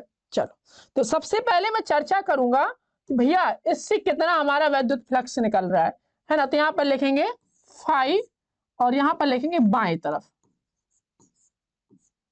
बाएं ओर। तो ये हो जाएगा आपका ई वेक्टर डॉट ए वेक्टर, बिल्कुल हो जाएगा, दाहिने तरफ तो यही है, सॉरी बाएं तरफ ये वाला है, ठीक है। तो ये हो जाएगा आपका ई ए। अब यहां पर बात करना है मुझे कि भाई ई और ए के बीच जो है हमारा एंगल कितने का होगा। सपोज देखो ई भाग रहा है आपका इस तरफ, ठीक है, और ए आपका हमेशा परपेंडिकुलर टू द सरफेस होता है, जिस सरफेस से निकालना है उस सरफेस की परपेंडिकुलर। तो ए की डायरेक्शन इस तरफ है और ई की डायरेक्शन इस तरफ है, तो कोण कितने का बना, 180 का। ओके, अगर मैं बात करूं भैया ई जो है यहां पर इस वाले पृष्ठ पर कितना है, तो इस वाले पृष्ठ के लिए अगर मैं देखूं तो 2x i कैप, और इस वाले पृष्ठ के लिए क्षेत्रफल देखूं तो कितना है हमारा, आई कैप काय को हटा दो, आई कैप 2x है, ठीक है। इस वाले पृष्ठ के लिए क्षेत्रफल देखूं तो क्या हो जाएगा आपका a स्क्वायर, और cos 180 का मान -1। लेकिन अगर मैं देखूं इस वाले पृष्ठ पर, यहां पर लिखेंगे बाएं पृष्ठ के लिए, और बाएं गलत लिख गया, चलो चिंता नहीं करो अपन सही करेंगे।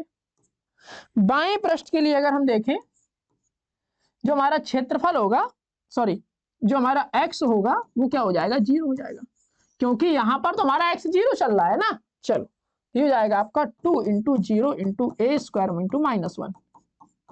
अगर मैं बाएं पृष्ठ से देखूं तो हमारा जो वैद्युत फ्लक्स है वो हमारा कितना आ जाएगा, 0। चलो अगर मैं इसी प्रकार से दाएं की तरफ देखूं, दाएं ओर,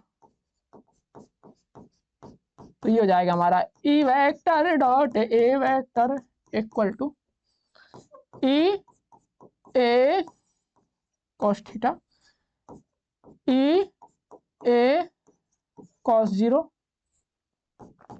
ई की वैल्यू कितनी है, तो यहां पर मैं देखूं तो ई की वैल्यू है कितनी, तो ई की वैल्यू 2x i कैप था, तो ये हो जाएगा आपका 2x, ठीक है। और ये अपना कितना है, ए हमारा है ए स्क्वायर, तो जाएगा आपका 2 इंटू ए स्क्वायर, ये आएगा 2a क्यूब,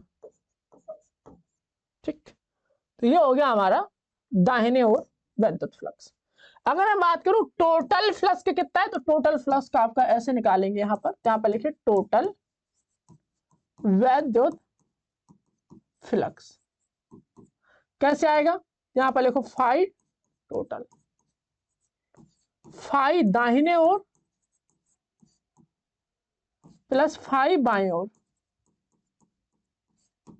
तो फाई दाहिने ओर अगर मैं देखूं तो ये है आपका 2a क्यूब, और बाईं ओर तो आपका 0 चल रहा है,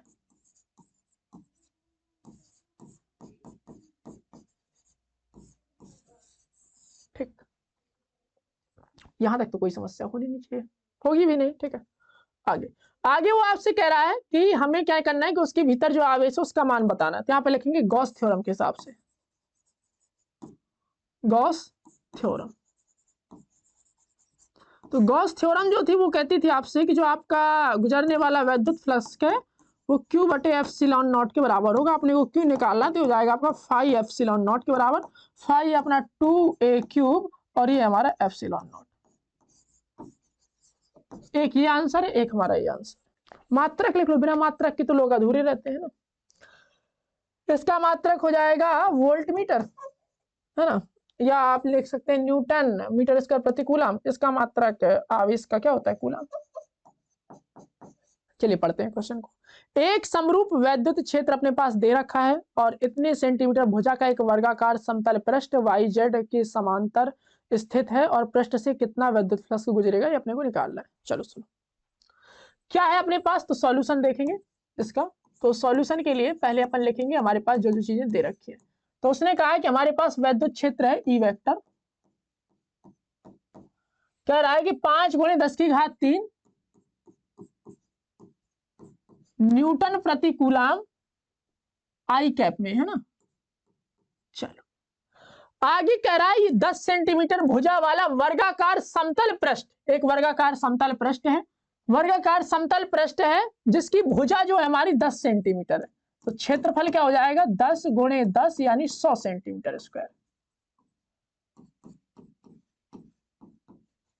और मीटर में चेंज करो तो 10⁻⁻² मीटर स्क्वायर। देखो 1 सेंटीमीटर में 10⁻² मीटर होता है, तो 1 सेंटीमीटर स्क्वायर हो जाएगा 10⁻⁴ मीटर स्क्वायर। ठीक है, तो 10⁻⁴ से 10⁻² का अगर हम गुणा कराएंगे तो 10⁻² बचेगा, वो आप जानते हैं। ठीक है, चलो ई हो गया, ए हो गया। अब पढ़ेंगे क्वेश्चन आगे क्या कह रहा है। आगे कह रहा है कि ये जो है हमारा सिस्टम, ये जो है क्या कह रहा है आगे, कि ये जो हमारा सिस्टम चल रहा है वो वाई जेड तल के समांतर, मतलब it is parallel to Y Z plane.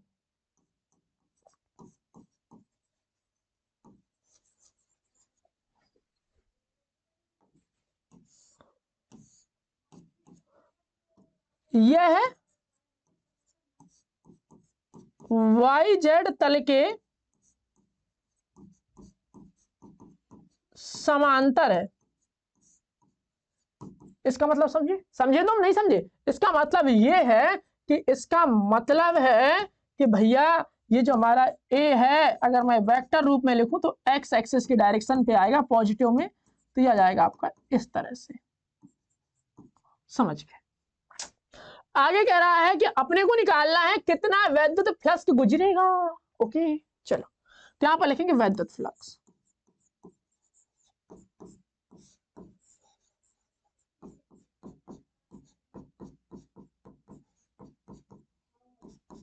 E vector है अपने पास 5 × 10⁻³ आई कैप, और ए वेक्टर है 10⁻² आई कैप। 5 × 10⁻³ और 10⁻², 50, और मात्रक आप जानते ही इसका न्यूटन मीटर स्क्वायर पर कूलम। ठीक, इतना वैद्युत फ्लक्स गुजरेगा। अब आगे सुनो, यदि यदि यदि पृष्ठ का तल एक्स अक्ष की दिशा से 30 अंश का कोण बनाता है, पृष्ठ का तल एक्स अक्ष की दिशा से 30 अंश का कोण बनाता है। देखो सिस्टम ऐसा चल रहा है, उसने कहा ये जो है ना एक्स अक्ष की दिशा से 30 अंश का कोण बना रहा है। अब वो कह रहा है कि अब जो अगर मैं बात करूं कि अब जो है इससे कितना वैद्युत फ्लक्स होगा, ठीक है, तो अब इसकी वैद्युत फ्लक्स की अगर हम गणना करें तो कैसे होगा, तो ये जो है ना ये लंबवत होता है, डायरेक्शन जो है इसकी लंबवत होगी एक ही। ठीक है, अब इसके लिए अगर हम देखें तो इसके लिए अगर डायरेक्शन की बात करें तो ये लंबवत होगा, है ना। और ये क्या है, ये जो है हमारा एक्स एक्स की पॉजिटिव डायरेक्शन में है और वो उसके लंबवत होगा, यानी ये कितना चल रहा होगा, तो ये हमारा चल रहा होगा, इनके बीच का कोण कितने का बन रहा होगा, ये 60 अंश का बन रहा होगा। तो अगर मैं बात करूं तो कोण कितने का बन रहा है, 60 अंश का। तो यहां पर लिखेंगे सेकेंड कंडीशन, तो एंगल के बारे में बात करें तो ये हो जाएगा आपका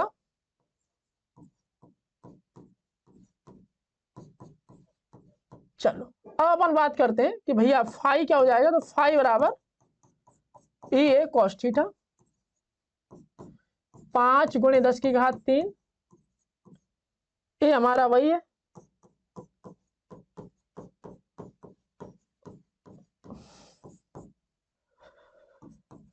50 और cos 60 की वैल्यू 1/2 25 वोल्टमीटर।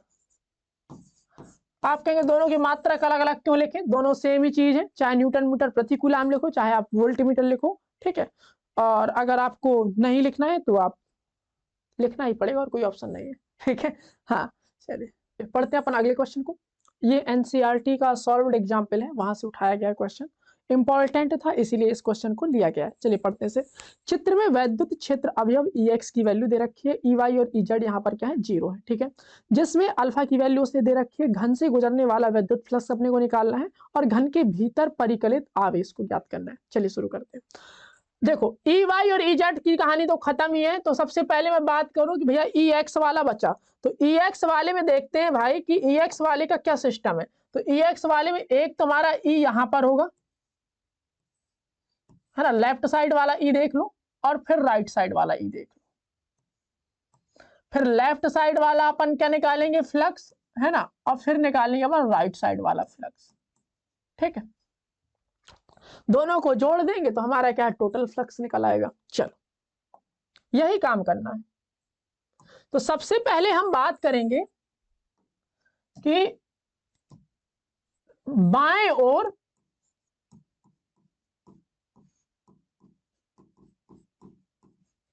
के पृष्ठ से पृष्ठ में वैद्युत क्षेत्र अवयव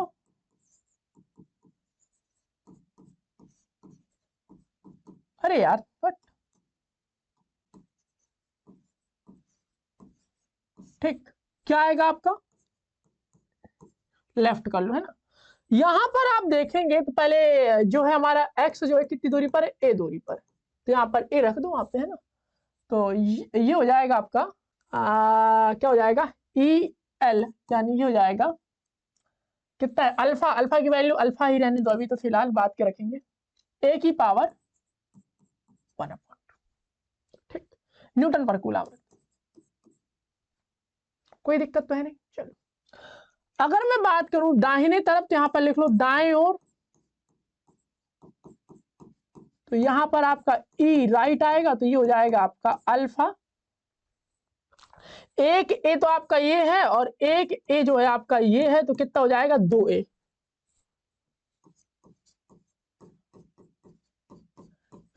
√2 आप बाहर निकाल लो, है ना, और ये आएगा अल्फा a की पावर 1/2, दोनों चीजें हो गई। चल अगर मैं बात करूं भैया लेफ्ट हैंड साइड, तो लेफ्ट हैंड साइड अगर हम बात करें तो उससे गुजरने वाला वैद्युत फ्लक्स, तो यहां पर लिखो बाएं ओर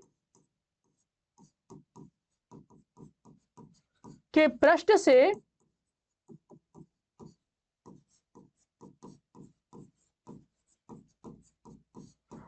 गुजरने वाला वैद्युत फ्लक्स, ये हो जाएगा आपका EL, है ना, और वेक्टर लगा लो इस पे डॉट, और ये हो जाएगा आपका A वेक्टर। अगर मैं बात करूं बाएं ओर में तो भाई यहां पर जो है आपका EL यहां की तरफ होगा, और अगर मैं बात करूं कि यहाँ की तरफ जो है ई क्षेत्रफल अभी तो ऐसे हमेशा बाहर की तरफ होता है ना, वैद्युत क्षेत्र आपके इस तरफ जा रहा है एक्स एक्सिस की डायरेक्शन पे, तो ये हो जाएगा आपका 180 का कोण बनेगा, तो ये हो जाएगा आपका कितना देखो इस पे अल्फा a की पावर 1/2, और जो आपका क्षेत्रफल है यहाँ पर आप ऐसे लिख सकते हैं EL a cos 180। इससे अगर मैं देखूं तो हो जाएगा आपका -EL a, ठीक है, तो माइनस आप बाहर निकाल लो ऐसे, और EL की वैल्यू रख दी, और a की वैल्यू कितनी है, a हमारा कितना है, तो a है हमारा फलक का क्षेत्रफल, क्या हो जाएगा a², तो ये हो जाएगा आपका माइनस अल्फा a की पावर 2, और ये कितना हो जाएगा भाई 2 ढाई ढाई यानी 5/2।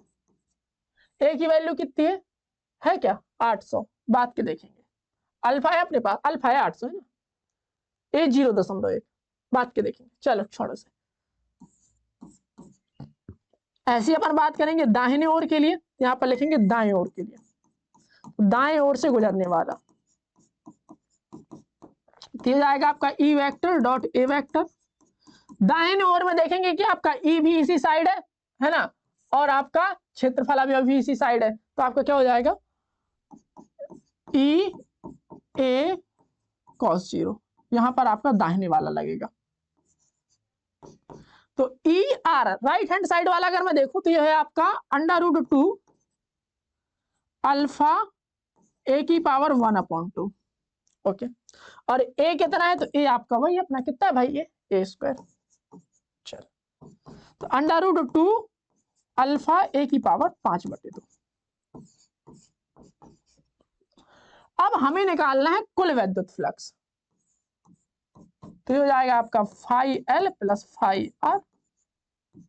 फाई एल कितना है तो यह हो जाएगा माइनस अल्फा ए की पावर 5/2, और ये हो जाएगा आपका प्लस अल्फा √2 है ना,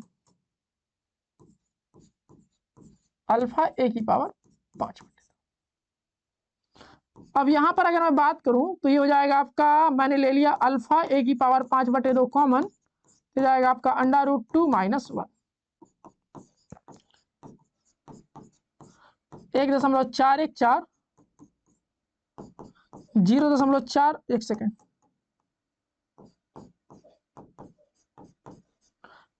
है ना, और ये हो जाएगा आपका अल्फा ए की पावर 5/2।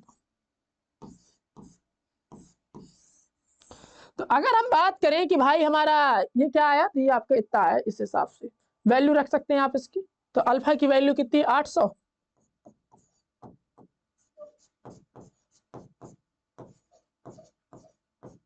और ए की वैल्यू कितनी 0.1। चलो सॉल्व कर लो इसे, ना करना हो यहीं पे आंसर लिख देना है ना। तो इसका आंसर आएगा हमारा 1.05, और मात्रक क्या होता है फाई का, क्या होगा मात्रक इसका, मात्रक हो जाएगा आपका न्यूटन मीटर स्क्वायर पर कूलम। तो फर्स्ट चीज तो कंप्लीट है। आवेश तो यहां पर लिखेंगे गॉस की प्रमेय से,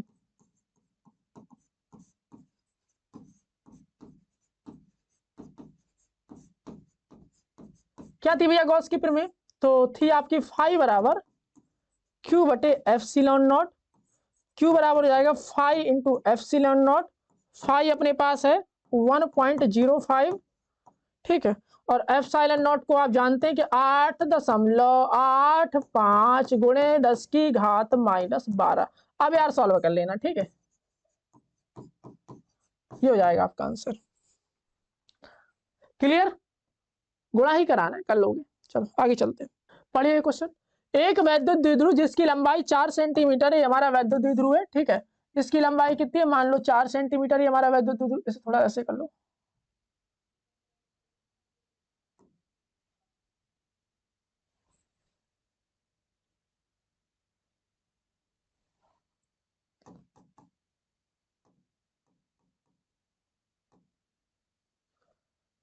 ये हमारा वैद्युत द्विध्रुव, ठीक, इसकी लंबाई मान लो 4 सेंटीमीटर से दे रखी है, ठीक है, यहां पर आपका -Q होगा, यहां पर आपका +Q होगा, ठीक। कह रहा है एक समान वैद्युत क्षेत्र पे रखा हुआ है, 10 की घात 4 न्यूटन प्रति कूलाम से 30 अंश पर रखा हुआ है, ठीक है। चलो इसे हटा दो, कोई काम नहीं इसका ना। तो ये जो हमारा रखा हुआ है वो कितने पर रखा हुआ है, वो हमारा 30 अंश पे रखा हुआ है, ठीक है, और 10 की घात 4 न्यूटन प्रति कूलाम ये हमारा वैद्युत क्षेत्र है, इतने पे रखा हुआ है। आगे 30 अंश के कोण पर रखा हुआ है, इतना क्या दे रखा है न्यूटन मीटर, ये हमारा टाउ है, यानी हमारा बल आघूर्ण है। चलो द्विध्रुव के आघूर्ण की अपने को गणना करनी है, पी निकालना है। सूत्र अपन ने पढ़ा था टाउ पी और ई के बीच रिलेशन था, क्या था अपन ने पढ़ा था, तो यहाँ पर लिखेंगे टाउ बराबर होता है पी ई साइन थीटा, ठीक है। तो टाउ कितना है, तो टाउ है आपका 9 गुणे 10 की घात माइनस 2। पी कितना है, पी हमारे पास कुछ नहीं।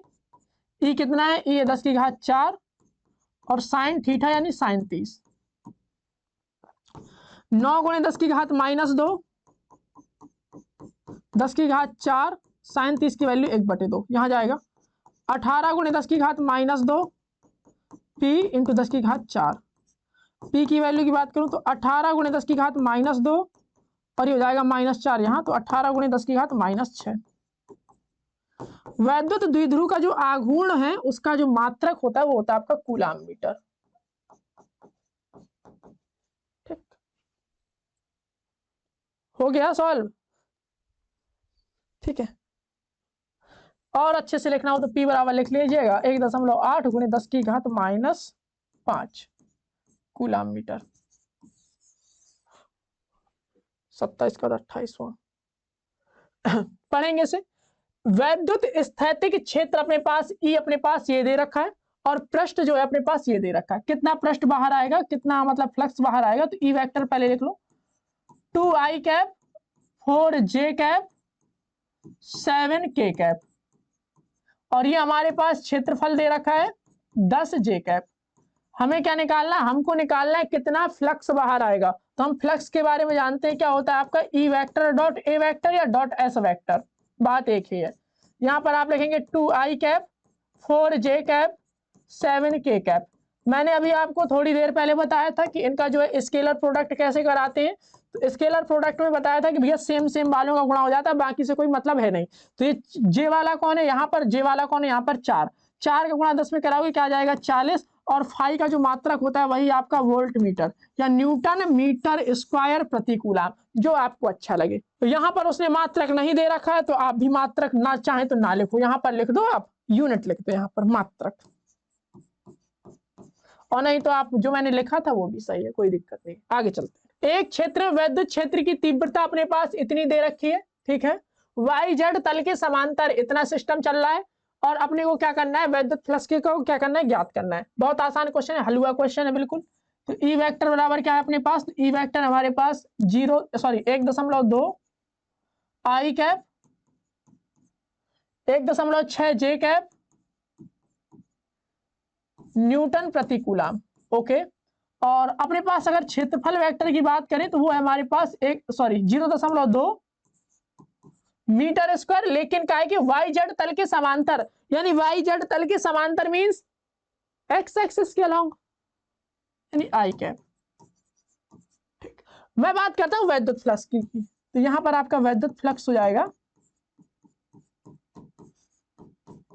तो ई वेक्टर कितना है, यहां पर आप लिखिए 1.2 आई कैप 1.6 जे कैप और ये हो जाएगा आपका 0.2 आई कैप।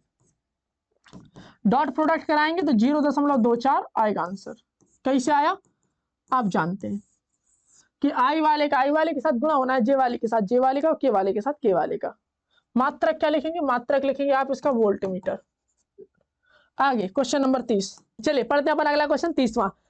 किसी घन के केंद्र पर 10 माइक्रो कूलाम का आवेश रखा हुआ है, घन के पृष्ठ से कुल मिलाकर कितना वैद्युत फ्लक्स गुजरता है, घन के किसी एक फलक से कितना फ्लक्स की घनत्व गुजरेगा। चलो कोई दिक्कत नहीं, चलो तो मैं यहाँ पे पहले इसका चित्र बना के आपको समझा दूं।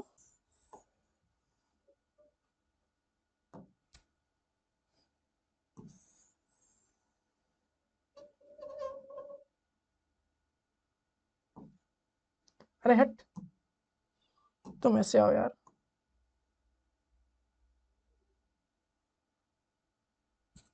अच्छा नहीं लग रहा है, क्या लग रहा है, अच्छा चलो डंडे लो इससे, ये डंडा लिया इससे, 1 2 3 4 ओके।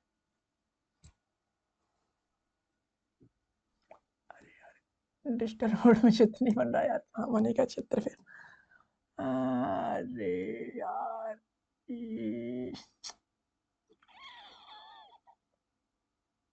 अरे यार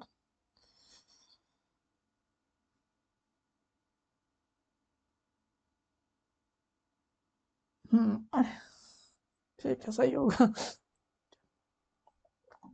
चलो, वो क्या कह रहा है, किसी घन के केंद्र पर 10 माइक्रोकूलाम का आवेश रखा हुआ है। यहां पर हमारा 10 माइक्रोकूलाम का छोटू सा आवेश रखा हुआ है इस तरह से।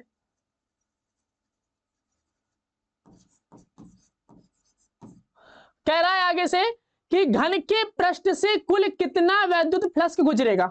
ये अपने को बताना है कि कितना वैद्युत फ्लक्स यहां से यहां से यहां से यहां से यहां से यहां से गुजरेगा। ठीक, और क्या कह रहा है, घन के एक फलक से कितना गुजरेगा। तो अपने को एक फलक से भी निकालना है कि भैया एक फलक से कितना गुजरेगा। कोई दिक्कत तो है नहीं। चल, तो अपने पास Q है, कितना Q है हमारे पास 10 माइक्रोकूलाम। वाह, बहुत कम है यार, है ना। 10 माइक्रोकूलाम को पहले कूलाम में चेंज करो, 10 की घात -6 कूलाम। ओके, कह रहा है कि घन के पृष्ठ के कुल कितना वैद्युत फ्लक्स गुजरता है। अपने को निकालना है φe टोटल। ओके, अब कह रहा है घन के एक फलक, पहले φe निकाल लेते हैं, बाकी आगे चर्चा करेंगे। ठीक है, तो लगाओ गॉस थ्योरम। तो गॉस थ्योरम कहती है आपसे कि जो फाई है वो आपका Q बटे एप्सिलॉन नॉट के बराबर होगा। और Q हमारे पास 10 गुणे 10 की घात -6 है। एप्सिलॉन नॉट आप जानते हैं कितना है, 8.85 इंटू 10 की घात -12 ऊपर जाएगा। ये हो जाएगा आपका 10 बटे 8.85 इंटू 10 टू दी पावर -6 प्लस 12। और जब आप इसका भाग देंगे तो नियर अबाउट 1.1 के समथिंग आएगा। तो मान लेते हैं 1.1 दे लेते हैं भाग, है ना। 1.13 इंटू 10 टू दी पावर 6 ये आया हमारा। ये हमारा कुल आया है। ठीक है, टोटल है हमारा ये। ठीक, मात्रक वही वोल्ट मीटर। चलो, अब हम क्या करेंगे कि दूसरा part, second part is saying that कि घन के एक फलक से कितना पृष्ठ घनत्व गुजरेगा। तो यहां पर लिखेंगे एक फलक से। तो घन के एक फलक से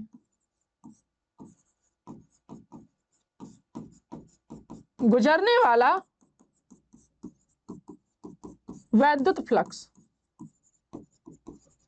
तो घन के होते हैं 6 फलक, और 6 फलक में से बराबर बराबर गुजरेगा सबसे। तो क्या हो जाएगा आपका कि फिर जाके वो बनता है। तो अगर हमें एक फलक, देखो घन के होते हैं 6 फलक, सबसे निकल रहा है ना, बराबर बराबर निकल रहा है। तो भैया एक फलक से कितना निकलेगा, तो 6 का भाग देना पड़ेगा। तो यहाँ पर लिखेंगे 1/6 इंटू एफ टोटल।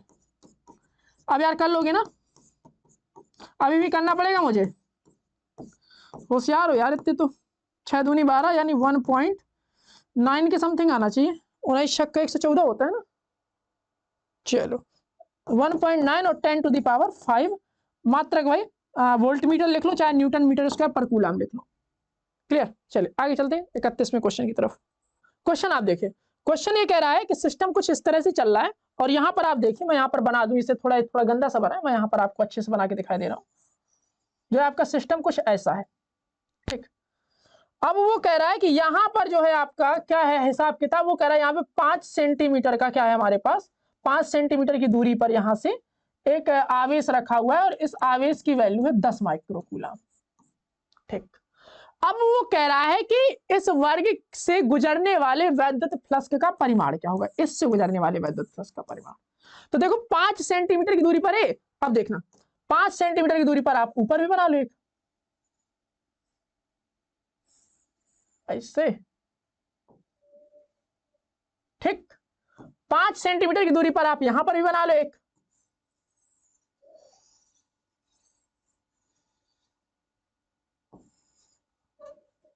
पांच सेंटीमीटर की दूरी पर आप यहां पर भी बना लो एक। और 5 सेंटीमीटर की दूरी पर एक ऊपर एक नीचे। अगर मैं देखूं तो इन 6 को मिला दूंगा तो ये क्या बनेगा, एक घन बनेगा। ये पूरा हो जाएगा बंद। फिर इस पर लगेगी गॉस थ्योरम। समझना बात को। देखो अगर मैं यहां पर भी एक 5 का दूरी पर एक बना दूं ऐसे करके, ठीक है, और एक मैं अंदर बना दूं ऐसे करके, है ना। ठीक, मैंने अलग अलग रख दिए। ठीक है, अब देखो अगर पास पास रख के देखो तो ये कुछ स्ट्रक्चर आपका ऐसा दिखेगा।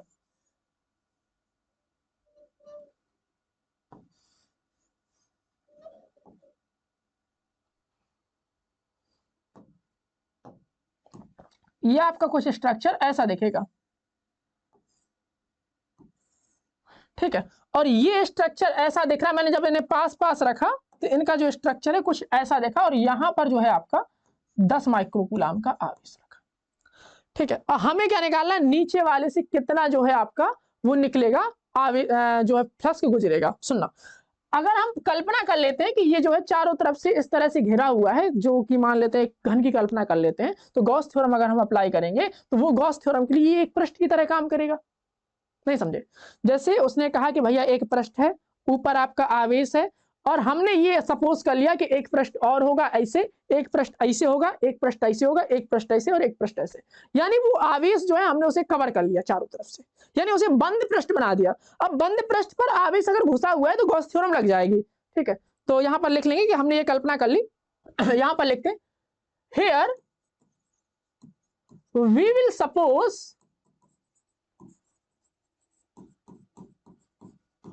an imaginary cube, अरे इंग्लिश में लिख गया यार कोई बात नहीं।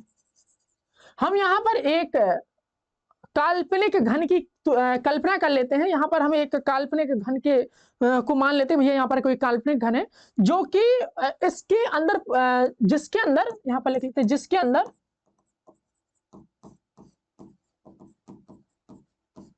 10 कूलाम का माइक्रोकूलाम का आवेश परिबद्ध है।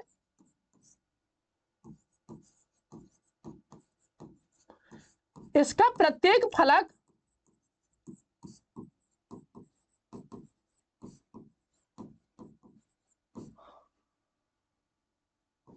की भुजा, मजा नहीं आया, घन की भुजा लिख लो, या प्रत्येक फलक का क्षेत्रफल लिख लो, दिए गए फलक के समान है।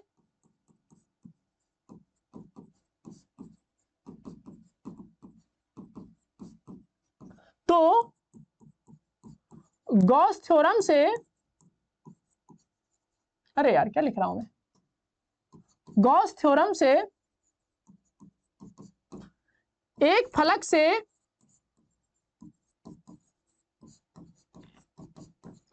गुजरने वाला वैद्युत flux equal to 1/6 into Q upon epsilon naught. Q अपना कितना है, 10 माइक्रोकूलम, यानी 10 × 10 की घात -6। यार बोला करो थोड़ा सा, चलो ऊपर भगाओ इन्हें।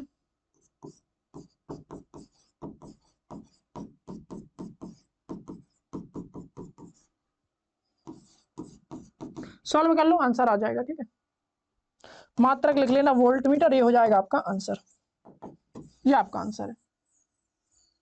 Okay, understand. चलिए पढ़ते हैं क्वेश्चन को। क्या कह रहा है, एक अनंत लंबाई का एक समान आवेशित तार है और उस पर रेखीय आवेश घनत्व अपने पास दे रखा है। तार से 2 सेंटीमीटर की दूरी पर विद्युत क्षेत्र की तीव्रता निकाल ली है। चलो, गॉस के नियम का अनुप्रयोग चल रहा है ना। ये मान लो अनंत लंबाई का हमारा तार है, ठीक है। अब इससे जो है वो कह रहा है कि इसका रैखिक आवेश घनत्व जो है, यानी लैम्बडा, अरे यार लैम्बडा जो है आपका, वो है आपका 10 × 10 की घात -8 कूलाम प्रति मीटर। ओके, तार में 2 सेंटीमीटर की दूरी, यानी अपनी जो दूरी है वो कितनी है, 2 सेंटीमीटर। अगर हम इसे यूनिट चेंज करें तो 2 × 10 की घात -2 मीटर। ओके, वैद्युत क्षेत्र की तीव्रता अपने को ई निकाल ली है। ठीक है, तो वैद्युत क्षेत्र की तीव्रता क्या होती है, 1/4 pi epsilon naught two lambda बटे आर। गॉस थ्योरम का एप्लीकेशन है, पढ़ लीजिएगा, बहुत इंपॉर्टेंट है। ठीक है, 2 एप्लीकेशन है गॉस थ्योरम की, 2 में से एक हर साल आता है, तो इस बात को आप ध्यान रखेंगे। गॉस थ्योरम पढ़ेंगे तो गॉस थ्योरम के दोनों एप्लीकेशन पढ़ेंगे, मैंने बहुत डिटेल में से पढ़ाया हुआ है, तो आप उसे अच्छे से जाकर देख सकते हैं, पढ़ सकते हैं। चलो, 2 लैम्बडा बटे आर, 9 × 10 की घात 9, 2 का 2 रहेगा, लैम्बडा की वैल्यू 10 × 10 की घात -8 बटे 2 से 2 कट गया, ऊपर जाएगा 10 की घात 9 + 2 + 1 -8, 9 × 10 की घात 4, 9 3 12, 12 में से 8 गया 4, तो ये आएगा हमारा न्यूटन प्रति कूलाम वैद्युत क्षेत्र की तीव्रता। क्लियर इतना? चलिए, तो यहां तक आपको उम्मीद करता हूं कि आपको बढ़िया तरीके से समझ में आया होगा। अब चलते हैं अगले क्वेश्चन की तरफ।